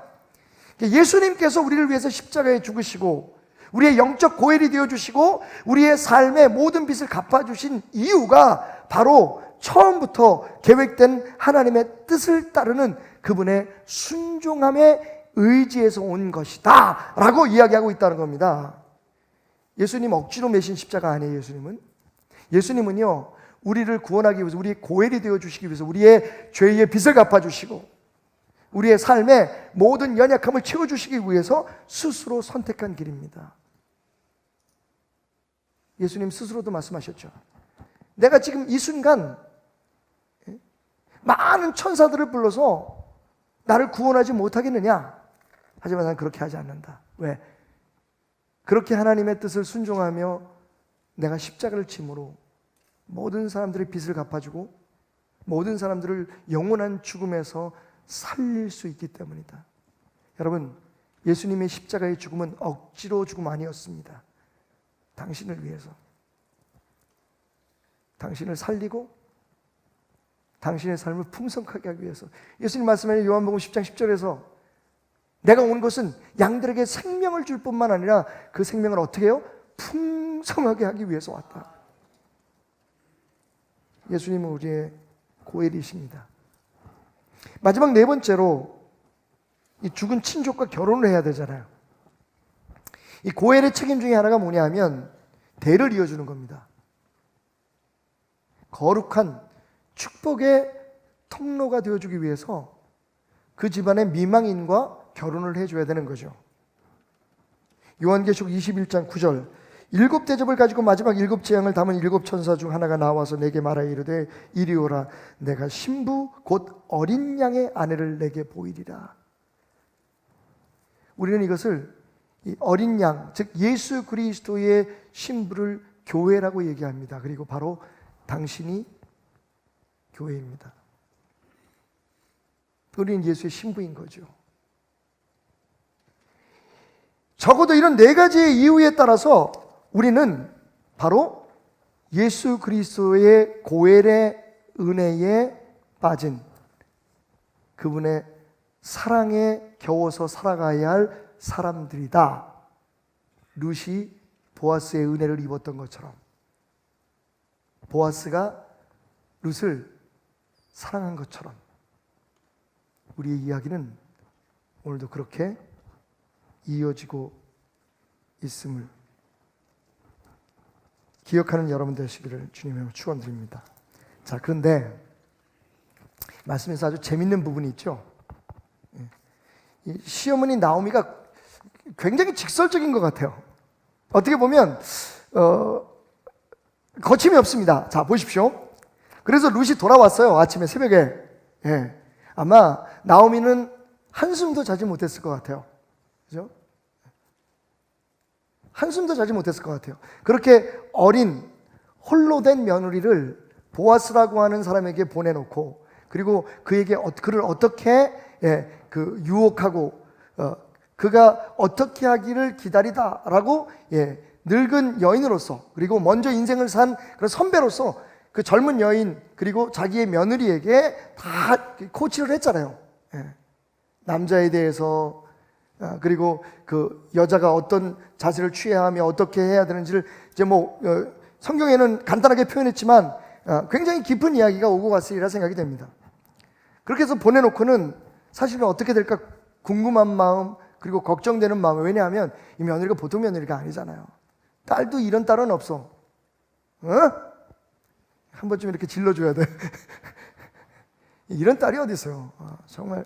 그래서 딸도 이런 며느리 얻어야 되는데, 아이고 주여. 그러니까 어디선가 지금 우리 며느리 될 애는 이렇게 기도할까요? 아유, 이런 시아버지 시어머니 없게 해주십시오.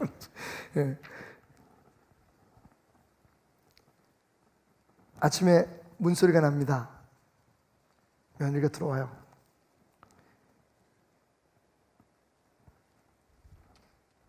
나오미가 며느리에게 뭐라고 묻는지 아십니까? 내 딸아, 어떻게 되었느냐? 어떻게 되었느냐? 야, 이 질문에 대해서 해석에 따라서 굉장히 다른 그런 우리가 결론을 얻을 수가 있는데, 직설적으로 얘기하면, 그래, 어떻게 잤어? 옛날에 무슨 그 영화에 나와서 회자됐던 유행어처럼 통화였느냐? 그래서 어젯밤에 무슨 일이 있었어? 애들 없죠? 네. 오늘 이 설교는 약간 18.5금 정도 되는 것 같아요. 자, 상상하기 따라서 물론 거룩한 여러분들은 전혀 그런 상상을 안 하시겠지만 어떻게 됐니? 어떻게 통했어? 잤어? 보아스가 너를 안 떠냐? 뭐 이런 질문으로 이해될 수 있습니다만 사실은요 원어를 그대로 직역해 놓은 킹 제임스 바이블을 보면 킹 제임스 버전을 보면 이 어떻게 되었느냐라고 하는 질문은 who art thou? 제가 그 고어로 읽었습니다. 지금 현대어로 말하면 who are you? 너는 누구냐라고 질문을 했다는 거예요. 그러니까 보아스의 아내가 되었느냐? Who are you? 너의 정체가 뭐냐? 이게 무슨 뭐 다구치거나 책망하는 의미가 아니라 정말 너 보아스의 여자가 된 거야? 드디어 그 미션을 그 거룩하고 위대한 우리 가문과 우리 모두를 위한 너 자신을 위한 그 일을 이룬 거니? 라고 물었다는 거죠. 그러니까 우리 한글 성경에는 어떻게 되었느냐고 물었지만 사실 그거는 그 의역이고요. 원래 번역은 Who are you? 너는 누구냐? 라고 물었다는 거예요.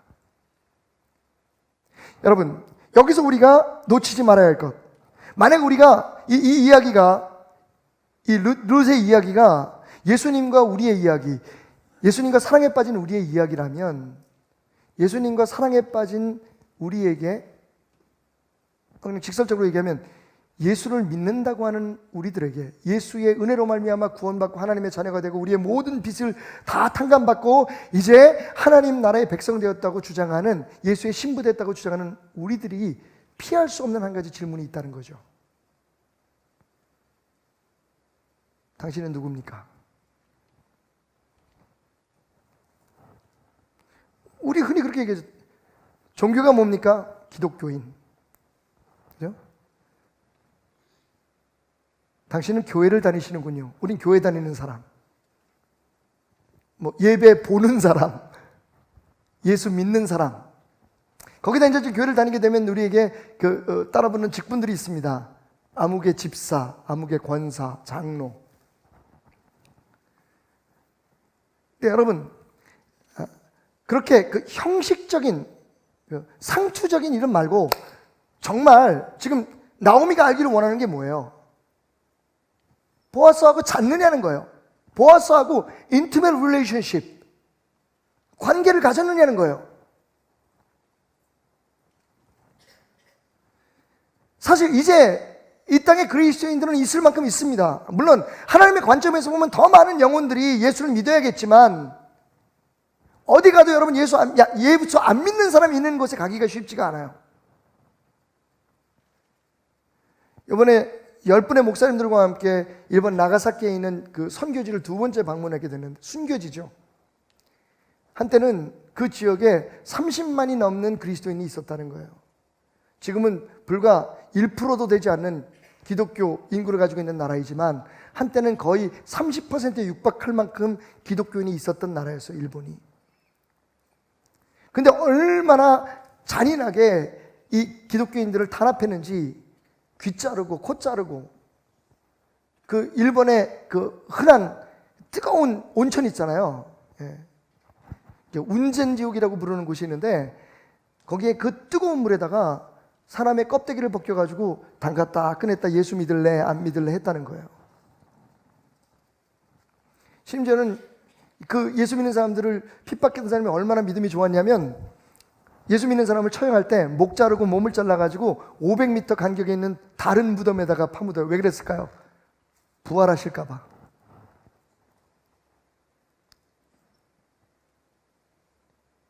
여러분, 예수를 믿는다는 게 지금 우리처럼 그냥 흔하게 나 교회 다녀. 그래, 종교 하나쯤은 있어야 되는 거 아니야? 그래도 내가 자식들 낳고 보니까 내가 자식들을 위해서도 뭔가 좀 신앙을 가져야겠더라고. 그런 이야기가 아닙니다. 사실은 우리가 그렇게 우리를 위해서 자기의 모든 것을 바쳐서 우리의 빚을 갚아주시고 우리를 하나님의 자녀가 되게 하신, 우리를 신부게 되게 한 고엘 되신 그 예수님을 우리가 알게 됐고 믿게 됐고 사랑하게 됐다고 한다면 여러분, 피할 수 없는 질문이에요. Who are you? 그래서 너는 누구냐? 예수를 만난 다음에 너는 어떻게 변했느냐 하는 거예요. 진짜 예수를 만난 흔적이 너에게 있느냐? 너는 예수의 신부가 되었느냐? 예수의 사람이 됐느냐?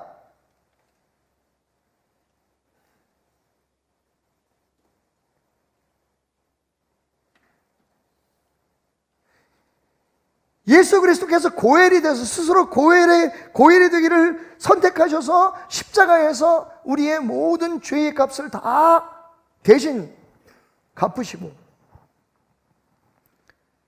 우리를 그분의 신분 하나님 나라의 백성으로 우리의 신분을 바꿔주셨는데, 그런데 너는 그럼 어떻게 되느냐? 그분과 너의 관계는 도대체 뭐냐? 이걸 묻고 있는 거예요. 감동적인 얘기를 듣죠. 나가사키 언덕에서 고베에서 한 1000km가 되는 거리를 그 배로 데리고 와서 그 나가사키 항구에서부터 약 11km?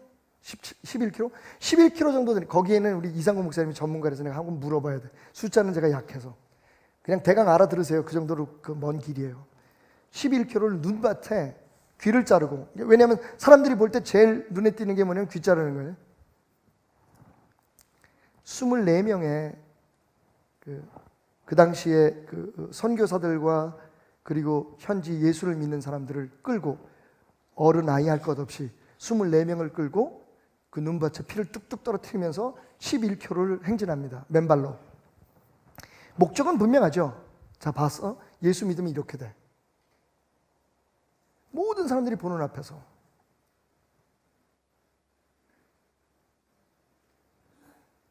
그래서 결국 그 26인 성인 그 순교지가 있는데 거기서 26명을 십자가에 못 박혀서 예수님이 죽으신 것과 똑같은 모습으로 죽여요.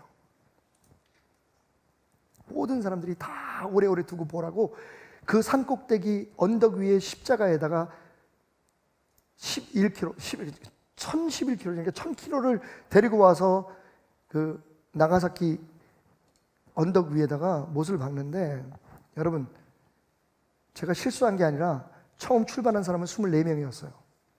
끌려온 사람이 24명이었다고요. 원래 죽이려고 목적했던 사람이 24명이었어요. 2명은 어디서 생겼을까요? 그렇게 끌려오는데 갑자기 두 사람이 그 무리들 가운데 뛰어듭니다. 그리고 이렇게 얘기했다는 거죠. 우리도 그리스도인입니다. 우리도 함께 이 길을 걷겠습니다. 미친 거 아니야?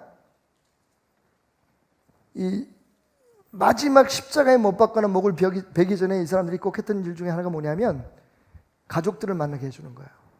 여러분 기억하시죠? 우리 주기철 목사님 순교하시기 직전에 3일 동안 집에 돌려보냈다는 거.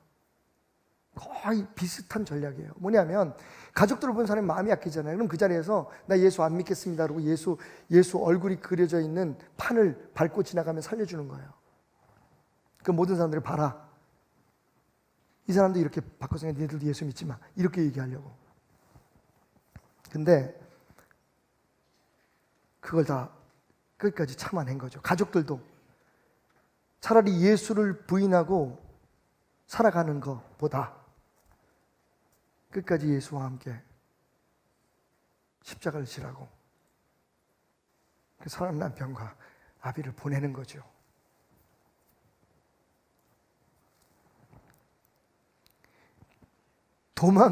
도망가도 괜찮을 판에 잡혀온 것도 아니고 들킨 것도 아니고, 우리도 예수 믿는 사람입니다. 우리도 크리스찬입니다. 라고 고백하면서 그 십자가를 지기 위해서 끌려가는 그리스도인들의 무리에 2명이 더 들어온 거예요. 그러니까 이 사람들도 어쩔 수가 없는 거죠.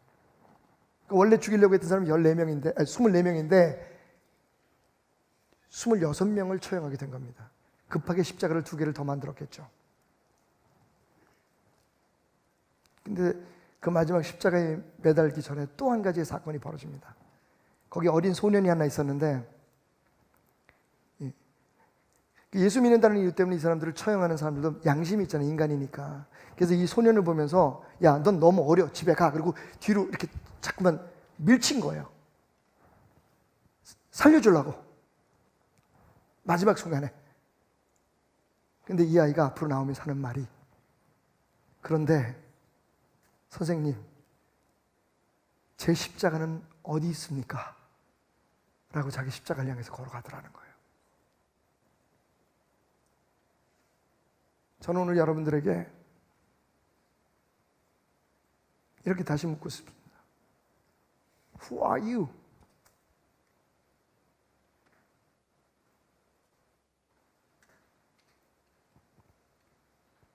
예수를 사랑한다고 고백하고 찬양하고 하나님의 사람이라고 얘기하고 예수 십자가의 보혈의 은혜로 말미암아 그 사랑으로 인하여 우리가 구원을 받았다, 나는 새 삶을 얻었다고 주장하는 우리들, 그래서 교회 안에서 직분도 받고 주어진 사명도 받고 매 주일마다 다른 거 다 포기하고 교회 나오는 여러분들, 과연 여러분들은 진짜 누구십니까?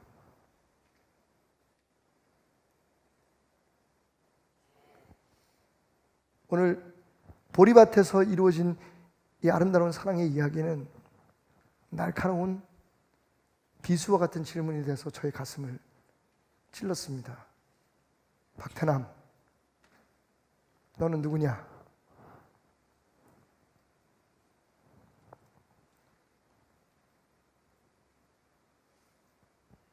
세상은 우리에게 지금 묻고 있습니다. 도대체 교회는 뭐냐? What is the church? 교회, 이 얘기는 도대체 교회가 지금 예수 믿는 사람들로서, 예수 믿고 구원받은 사람들이 모인 그런 단체로서, 공동체로서 도대체 이 사회에, 그리고 우리에게 하는 일이 뭐냐? 그걸 묻고 있는 거예요. 너네 진짜 예수 믿는 사람들 맞냐?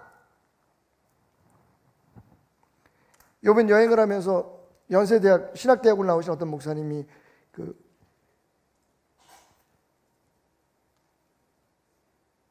당신을 가르치던 교수님이 최근에 이런 말씀하시는데 굉장히 충격을 받았다고. 그런 말씀하시더래요. 이미 물에 잠기고 있는 배를 왜 건지려고 하느냐? 새로운 배를 띄워라. 그분은 한국 교회에 더 이상 희망이 없다고 선포하는 거죠. 그냥 가게 내버려둬라. 더 이상 사람들의 신뢰를 회복시킬 수도 없고 이 모습으로는 안 되니까 진짜 교회를 새롭게 세우기 위해서 몸부림쳐라.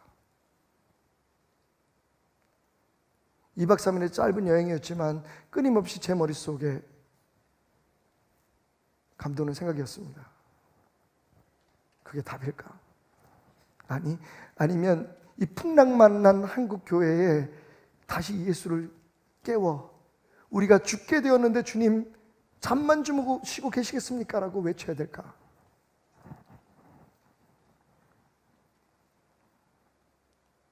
무엇이 답이라고 얘기할 수 없는 상황이지만 분명한 것 하나는, 여러분, 지금 세상은 우리에게 묻습니다. Who are you? 그래서 교회 다닌다며, 예수 믿는다며, 목사라며, 근데 넌 누구냐? 예수하고 어떤 관계냐? 너 예수를 만난 적은 있니? 예수가 네 안에 지금 살아있니? 넌 예수의 신부가 맞니? 매일매일 예수와 같은 집에서 사냐?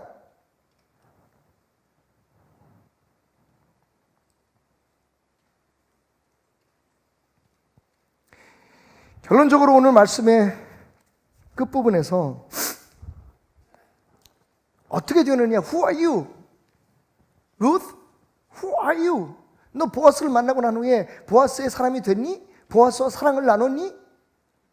보아스가 너의 삶의 모든 것을 책임져주고 너는 보아스에게 너의 사랑을 맹세했니? 라고 묻는 시어머니에게 보아스가 싸준 보리 6대를 내어줍니다. 이르되 어머니, 그이가요 내게 이 보리를 6번 되어주며 이르기를 빈손으로 내 시어머니에게 가지 말라고 하셨어요. 여러분, 내가 누구냐고 묻는 우리들에게, 나요? 나 예수 믿는 사람입니다. 나는 예수의 사랑에 겨워서 오늘도 하나님 나라를 향해 걸어가는 사람입니다. 나는 오실 나의 신랑 예수님을 기다리는 거룩한 신부로 살기를 원하는 사람이라고 얘기할 수 있다면, 우리의 신랑 되신 예수님은 우리에게 말씀하시는 거죠. 그럼 빈손으로 가지 마.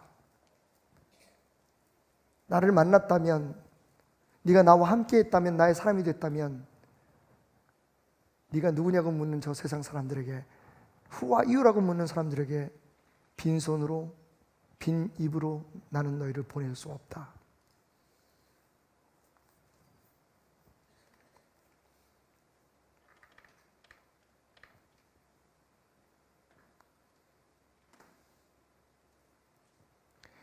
오늘 여러분의 가슴엔, 여러분의 입술엔, 여러분의 손엔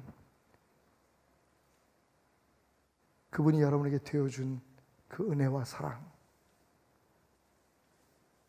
그 값없이 주어진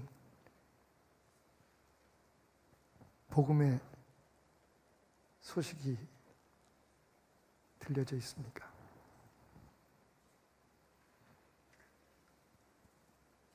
이게 문제인 거죠.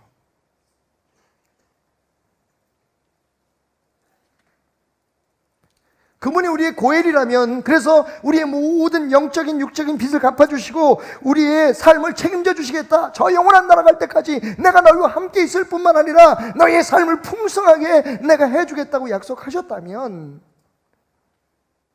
그분을 만난 후에, 그분을 안 후에, 그분의 것이 된 후에 그분으로부터 우리는 무엇으로 세상 사람들에게 그분의 사람이 되었다는 걸 보여줄 수 있느냐는 말입니다.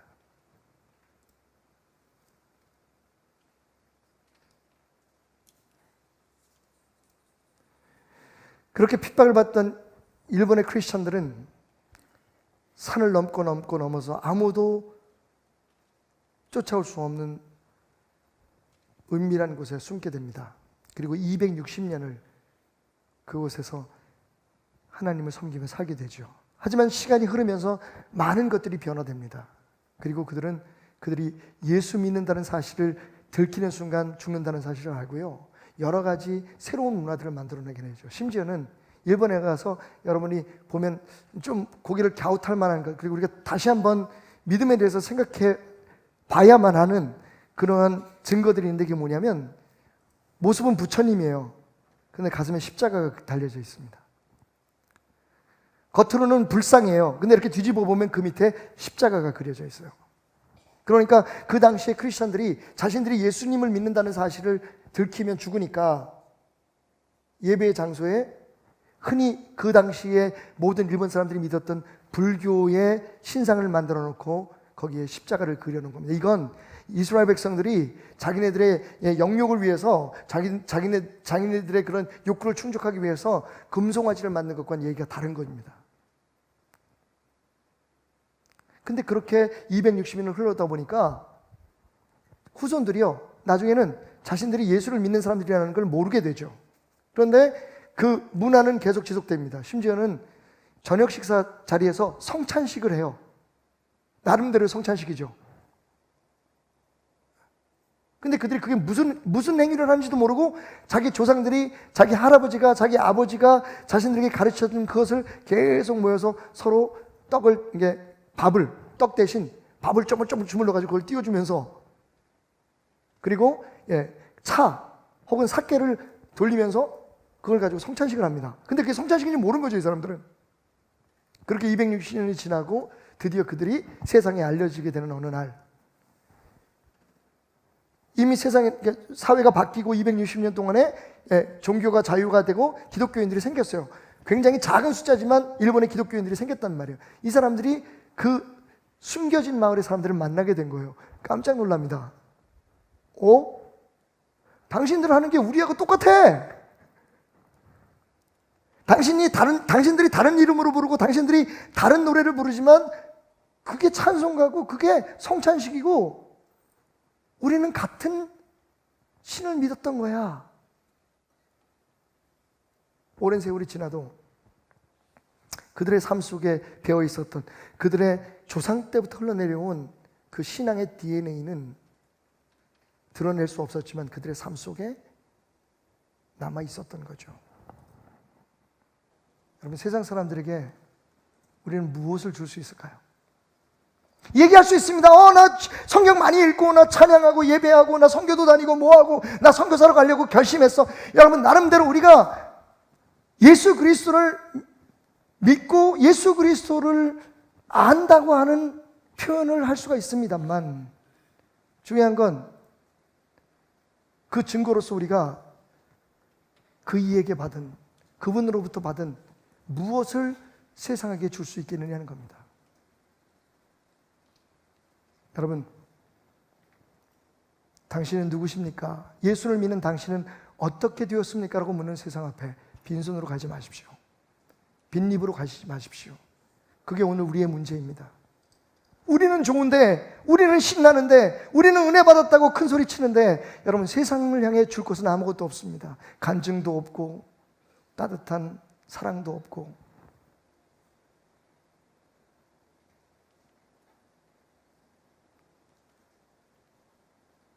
(56년이) 되는 우리 베델교회를 바라보는 세상 사람들은 우리에게 이렇게 물을 겁니다. 그래서 당신은 누구십니까?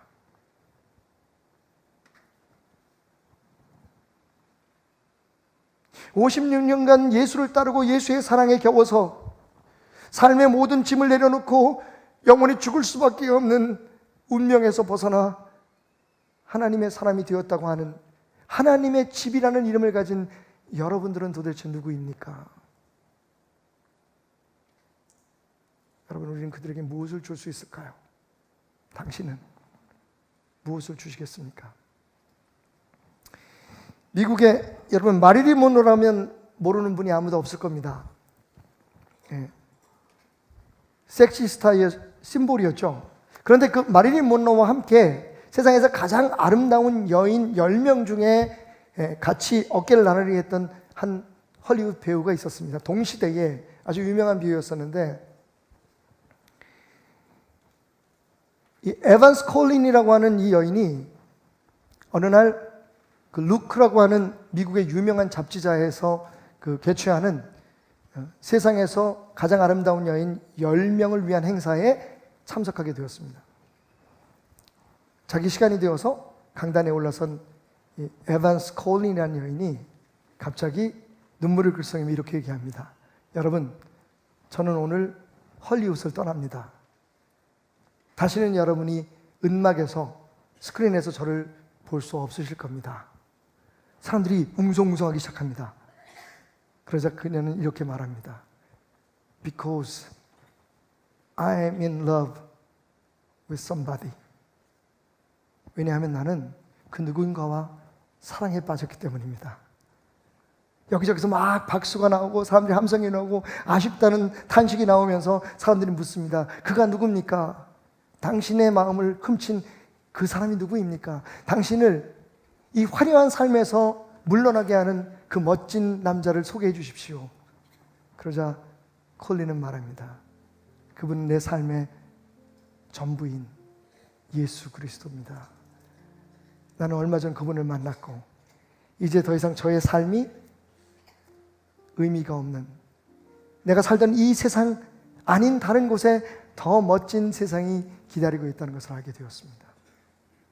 그러면서 이런 말을 잊지 않았답니다. 여러분, 저는 오늘 아침에도 화장을 했습니다. 그리고 오늘 아침에도 예쁜 옷을 골라 입었죠. 하지만 같이 화장을 하고 같은 옷을 입었어도 예전과는 달랐습니다. 예전에는 어떻게 어떤 남자에게 더 멋있게 보이고 사람들에게 얼마나 유혹적인 모습으로 나타날까를 위해서 립스틱을 고르고 화장의 색조를 골랐지만, 드레스를 골랐지만, 오늘 아침에 전 나의 사랑이신 주님께서 나를 어떻게 보실까? 그분의 신부로서, 그분의 사랑하는 사람으로서 세상 사람들 앞에 서 있는 나의 모습을 그이는 어떻게 보실까?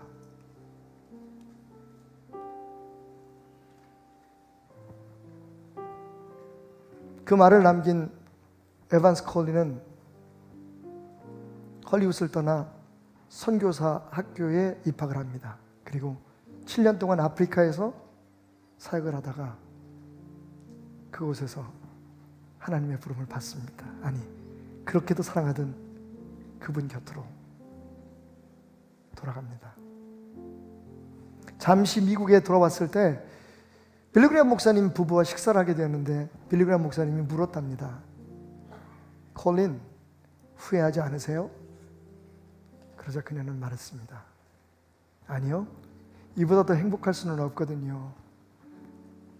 영국의 여왕보다, 미국의 대통령보다 저는 지금 더 중요하고 행복한 삶을 살고 있답니다.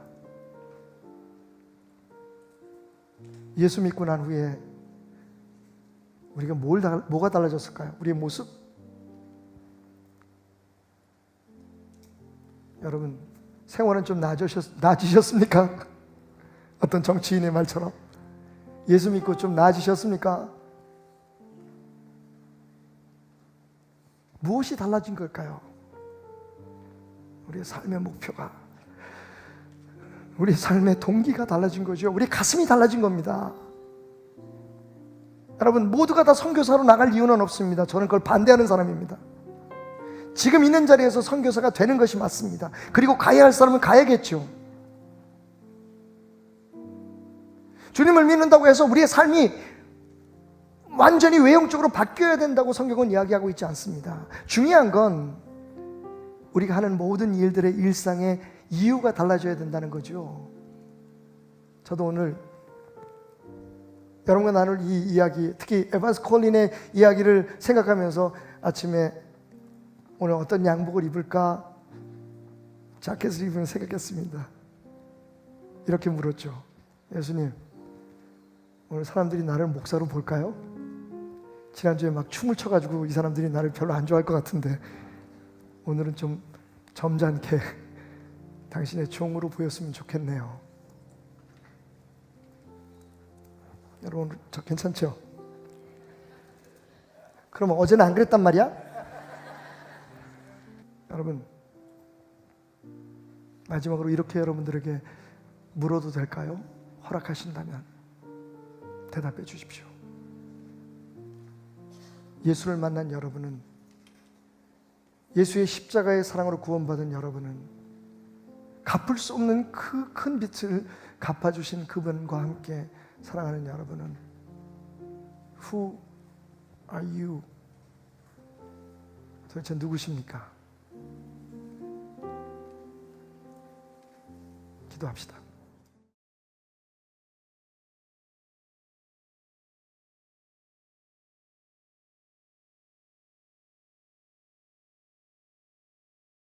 할렐루야. 오늘도 이 시간 함께 하실 주님께 영광의 박수로 주님을 높여드리며 이 시간 나아가기 원합니다.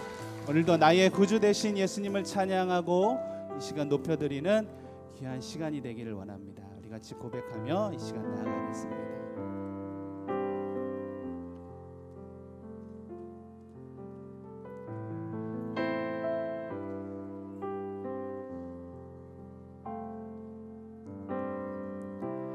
내 구주 예수님, 주 같은 분 없네. 내 평생에 찬양하리 놀라운 주의 사랑을. 위로자 되시며 위로자 되시며 피난처 되신 주님,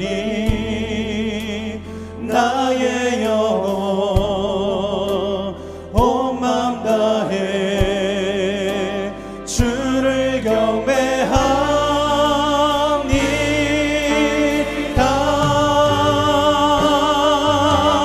온 땅이여 주님께 외쳐라. 능력과 위엄의 왕 되신 주, 산과 바다 소리쳐 주의 이름을 높이리. 주의 간이 기뻐 노래하며 영원히 주님을 사랑하리라. 신실하신 주의 약속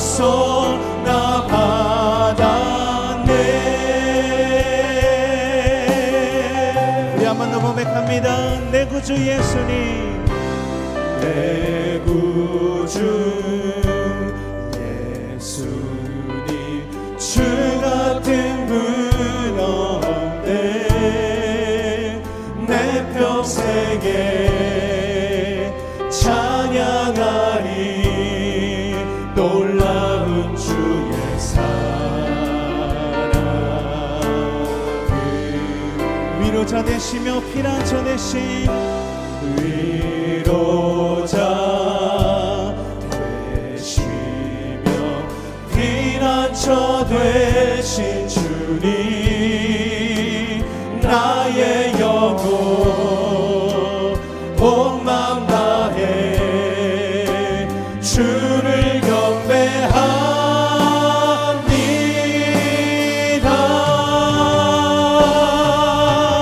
온 땅이여 주님께 외쳐라.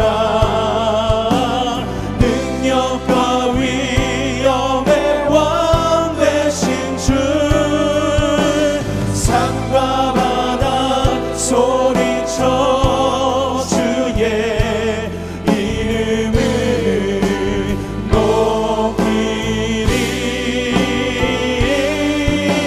주의 날이 기뻐 노래하며 영원히 주님을 사랑하리라.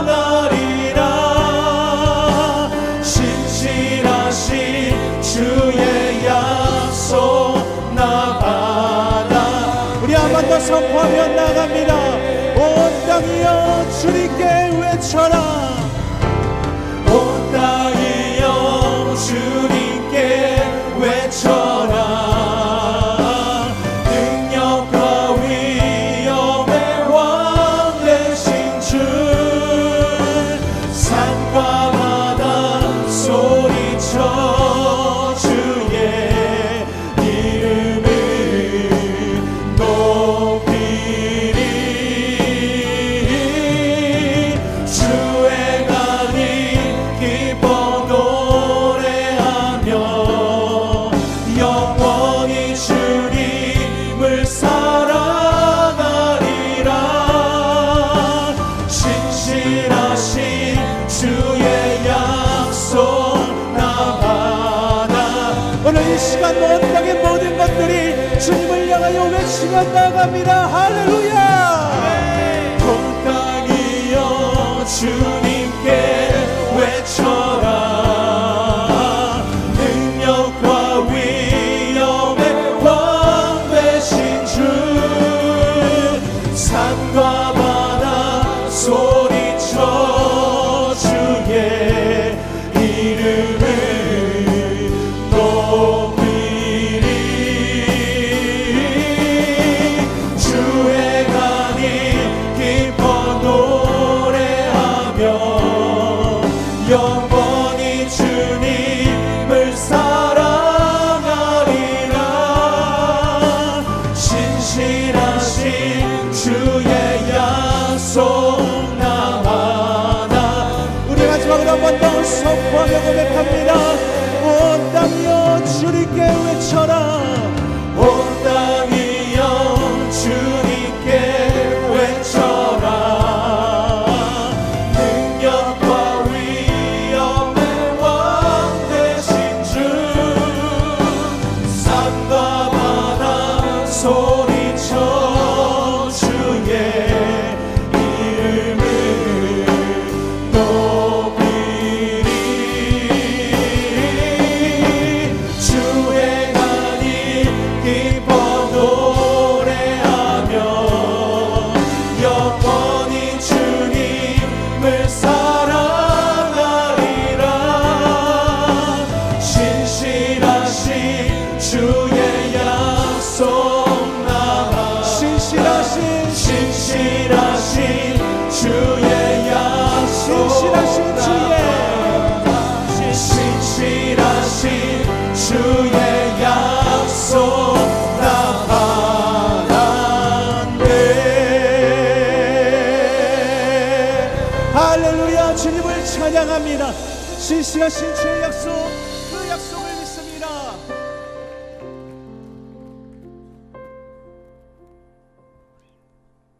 오늘도 우리를 향한 신실하신 주님의 약속을 내가 받았음을 고백합니다. 구원이 하나님께 있음을 고백합니다. 온 땅이 주님께 외치며 나갑니다. 그 구원이 나를 위한 하나님의 축복이었다는 것을 우리 이 시간 같이 주님께 계속해서 찬양하며 영광 올려드리겠습니다. 우리 다 같이 일어나서 기쁜 마음으로 박수치며 이 시간 주님을 찬양합니다. 할렐루야.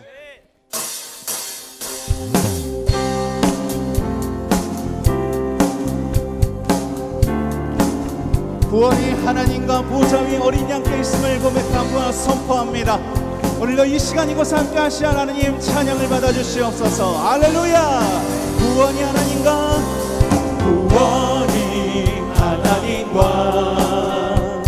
보좌 위에 어린 양께 구원이 하나님께 영원토 한 번 더 구원이 하나님과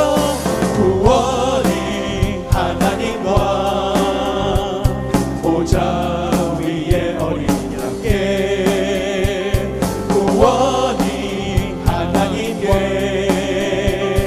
영원토 구원이 하나님과 보좌 위에 어린 양께 구원이 하나님께 영원토 찬양을 하나님과 보좌 위에 어린 양께 찬양을 하나님께 영원토 찬양을 하나님과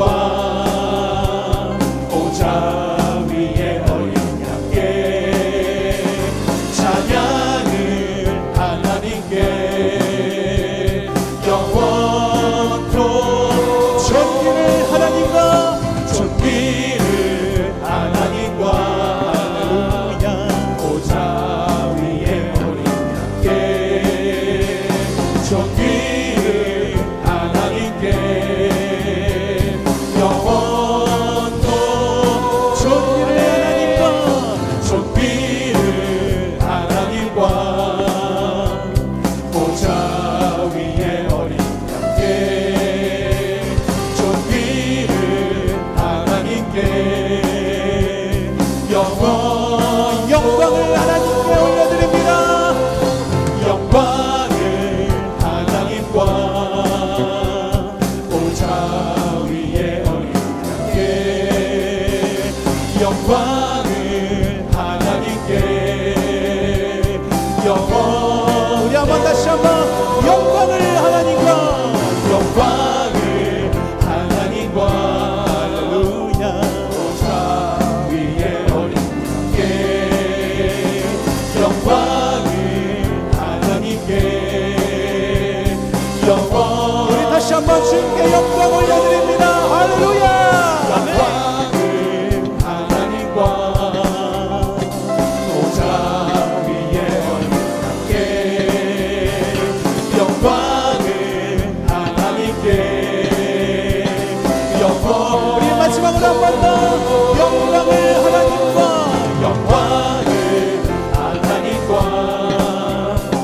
보좌 위에 어린 양께 영광을 하나님께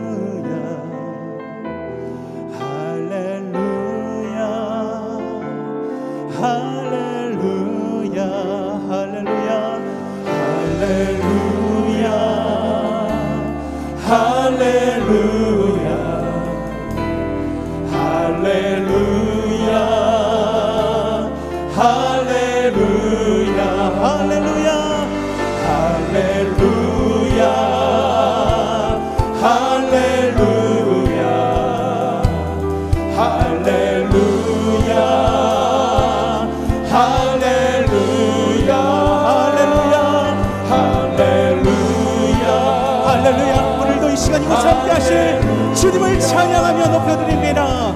할렐루야 할렐루야 산 위에서 계곡까지 산 위에서 계곡까지 우리의 찬양이 우리 찬양 울리네 하늘에서 열방까지 우리 노래 가득하네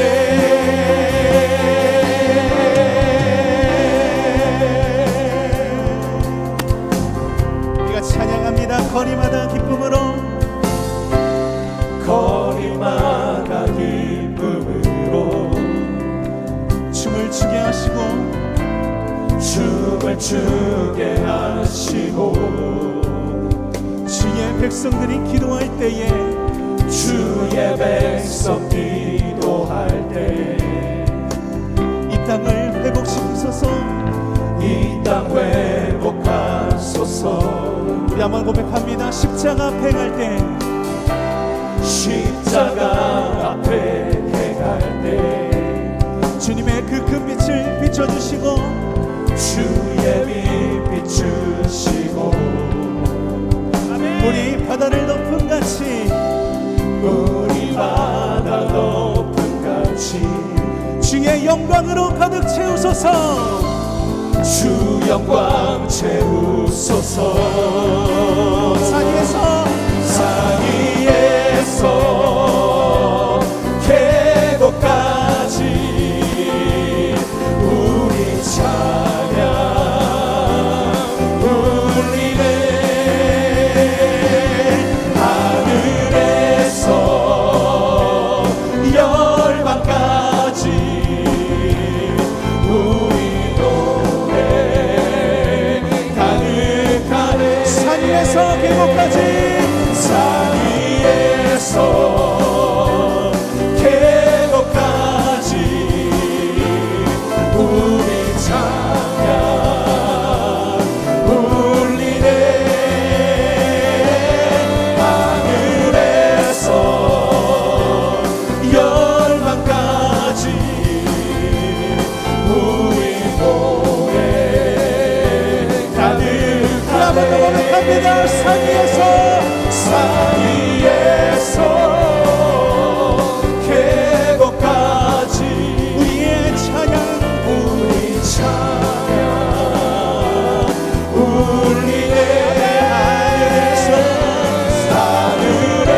하늘에서 열방까지 우리 노래 가득 우리 마지막으로 한번 선포합시다. 산 위에서 계곡까지 우리 찬양 울리네 하늘에서 열방까지 우리 노래 가득하네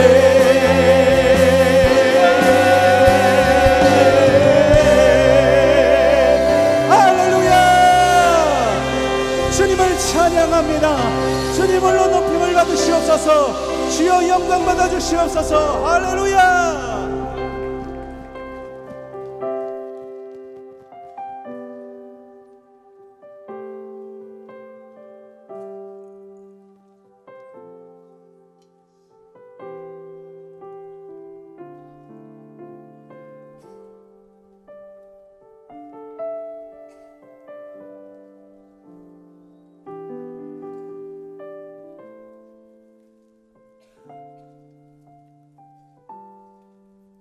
우리 계속해서 찬양하며 나가겠습니다.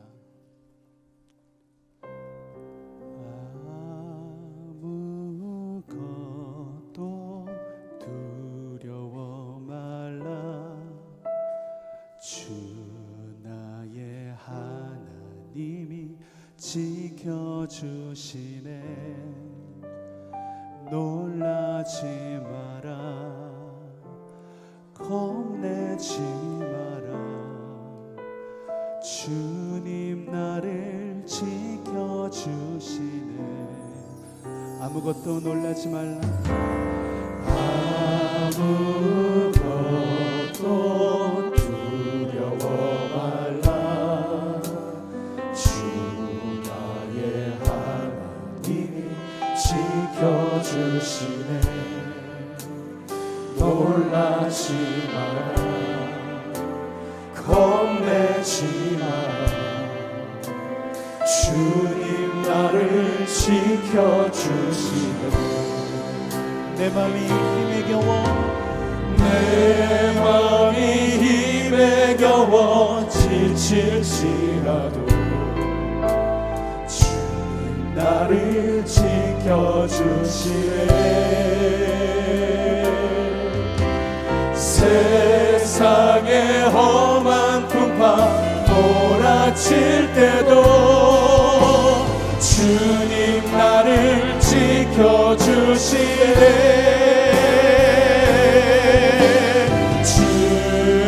주님은 나의 산성,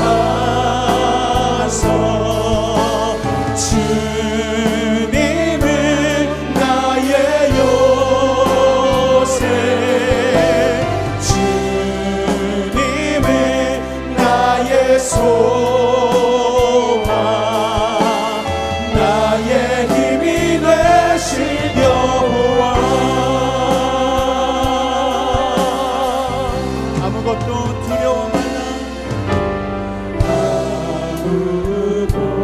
아무것도 두려워 말라. 주 나의 하나님이, 주 나의 하나님이 지켜주시네. 놀라지 마라. 겁내지 마라. 오늘도 주님 나를 지켜주시네. 내 맘이 힘에 겨워, 내 맘이 힘에 겨워 지칠지라도 주님 나를 지켜주시네. 세상의 험한 풍파 몰아칠 주님 나를 지켜주십니다. 주님 나를 지켜주시네. 주님은 나의 산성, 주님은 나의 요새, 주님은 나의 소망, 나의 힘이 되신 여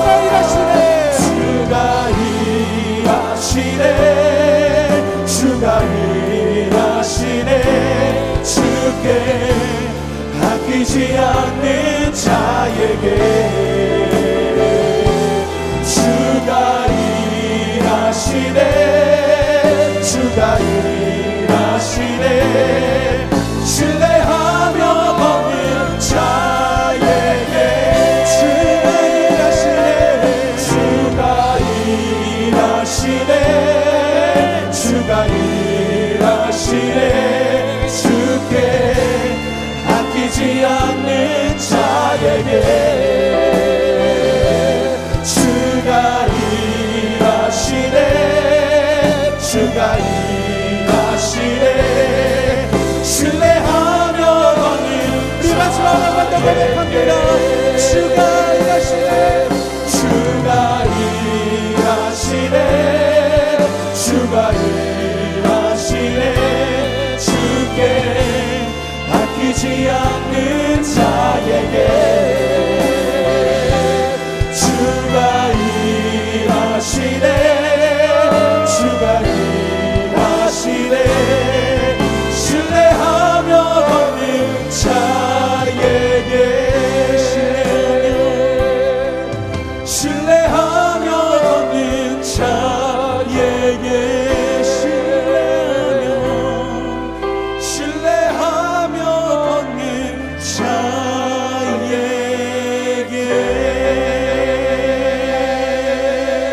할렐루야. 오늘도 이 시간 이곳에 함께 하시며 예배 받으실 주님을 찬양하며 높여드립니다.